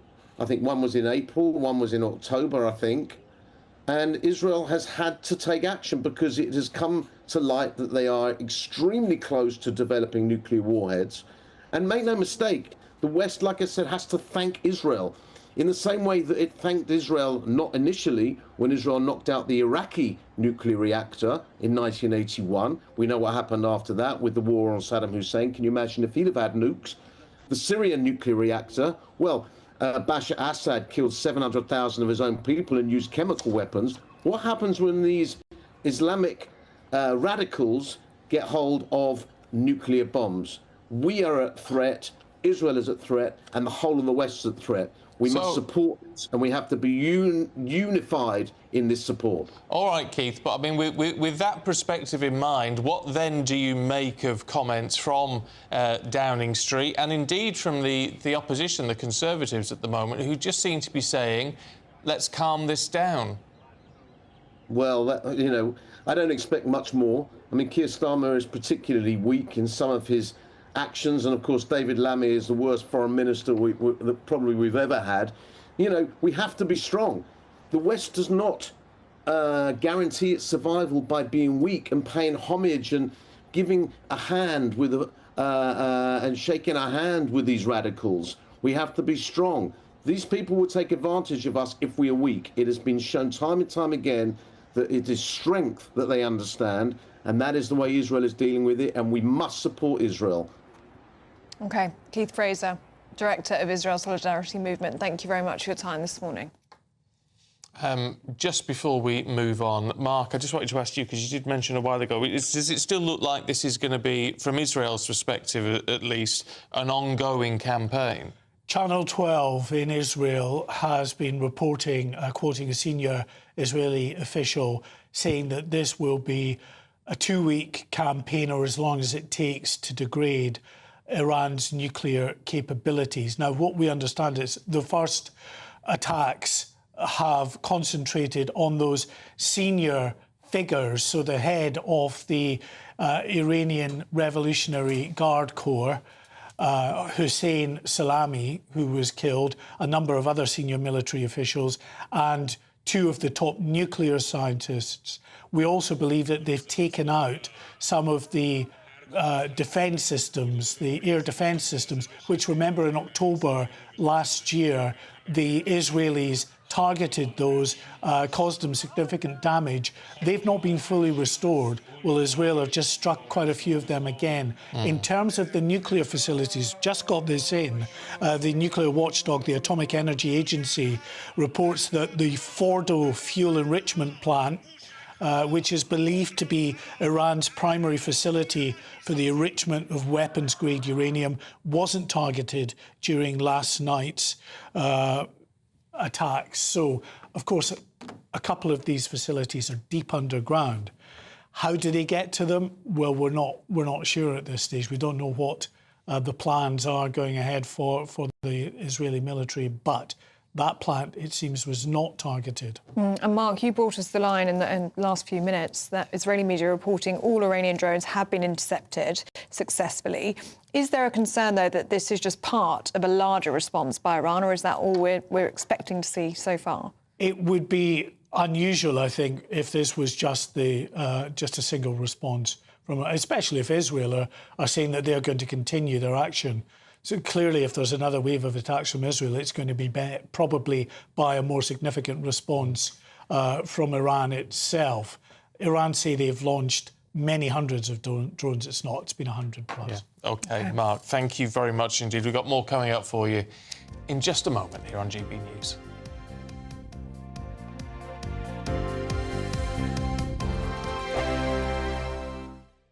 Good Afternoon Britain isn't just about us. The wonderful thing about this programme is it's about everyone watching. It's an interactive programme. Well, there absolutely is something to see here, and we're going to be talking about it more. Whether it's breaking royal news, please bring us up to date, or indeed a particularly punchy speech in the House of Commons. Very, very curious. We bring it to you live, and then we bring you live reaction as well.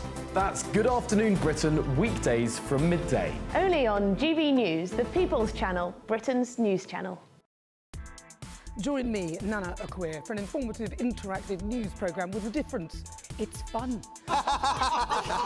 No, he didn't say that, Dave. I'm so surprised. I think there's an element of truth to that. Join me from 3 p.m. every weekend, only on GB News, Britain's news channel.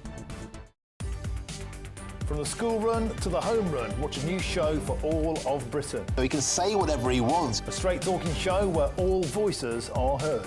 And, you know, when are we going to stop talking about smashing the gangs and actually do it? With the stories that matter from every part of our country. There's a bit of a crash landing there for your Chancellor. Bold, fearless and standing up for you. That's me, Martin Daubney, 3 p.m. till 6 p.m, weekdays, here only on GB News. The People's Channel, Britain's news channel. We're proud to be GB News, the People's Channel. And as you know, we always love to hear your views. Now, there's a new way of getting in touch with us at gbnews.com/yoursay. By commenting, you can be part of a live conversation and join our GB News community. You can even talk to me, Bev Turner, or any of the members of the GB News family.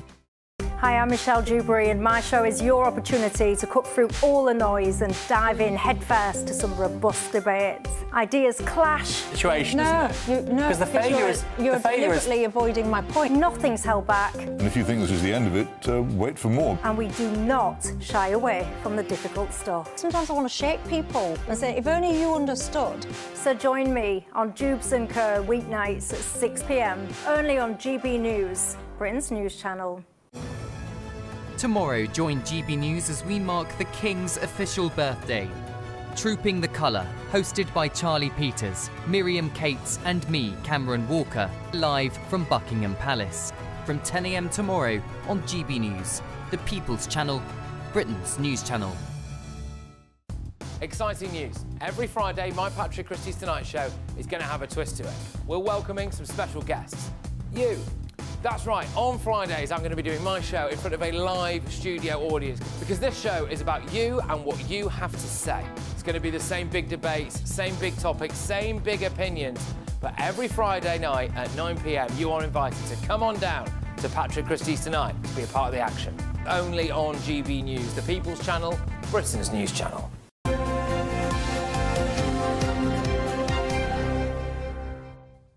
Now we're counting down to your best summer so far with £54,321 in tax-free cash to be won. It is our biggest ever cash prize and it could be yours. Here's how.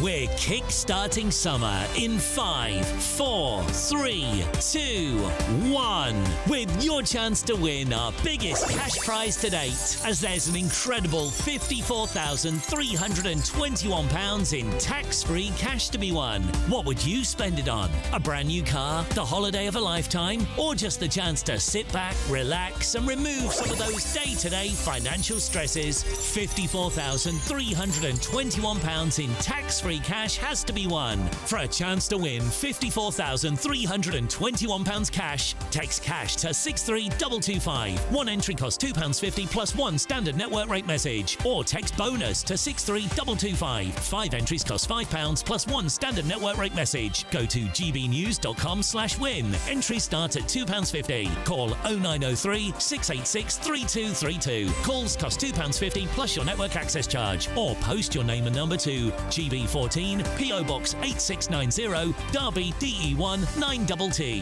UK only. Entrance must be 18 or over. Lines close at 4 p.m. on the 1st of August. Please check the closing time if listening or watching on demand. Good luck.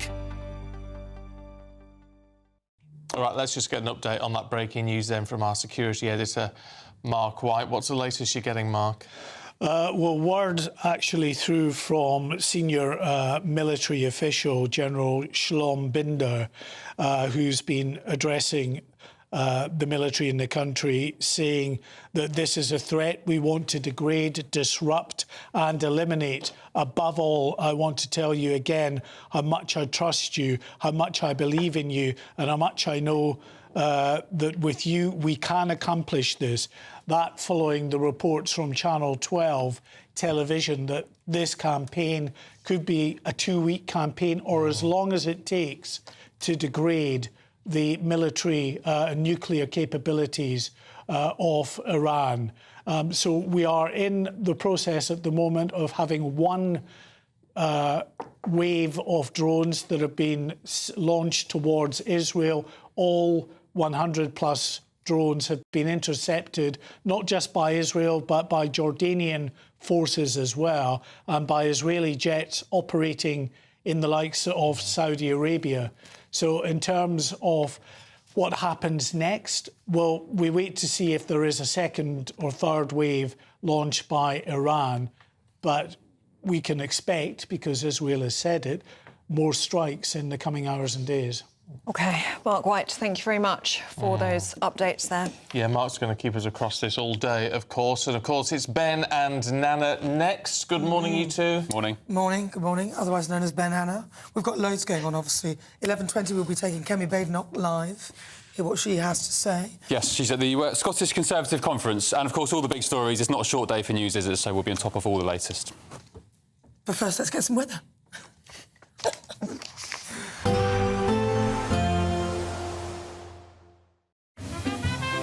Heavy showers first thing will be followed by a warm, cosy day. Boxed Boilers, sponsors of weather on GB News. Hello there, good morning. Welcome to your GB News weather update from the Met Office. Many should see a dry and bright start to the day, though Friday the 13th is set to bring some thundery downpours with a few Met Office weather warnings in force over the next couple of days. But as I say, many should see a dry and bright morning, particularly across the southeast. Plenty of sunshine here, though it's not long until we start to see some thundery showers start to push up across Northern Ireland, parts of Scotland, and then it's all eyes to the south. Some more persistent outbreaks of rain pushing through here. This could turn heavy at times and possibly thundery later into the evening. But elsewhere, plenty of dry weather, plenty of sunshine across this southeast, though it is still going to continue to feel warm and muggy. Highs reaching around 29, possibly 30 degrees Celsius. That would make it the warmest day of the year so far. But to finish off the day across Scotland, there's still going to be plenty of showers. These too could be heavy at times still as we progress into the evening. But across Northern Ireland, northern parts of England, it should be mostly dry to finish off the day. Then it's really all eyes towards southern parts of England and Wales. Some quite heavy and persistent outbreaks of rain pushing northwards here. And once again, these could turn quite thundery at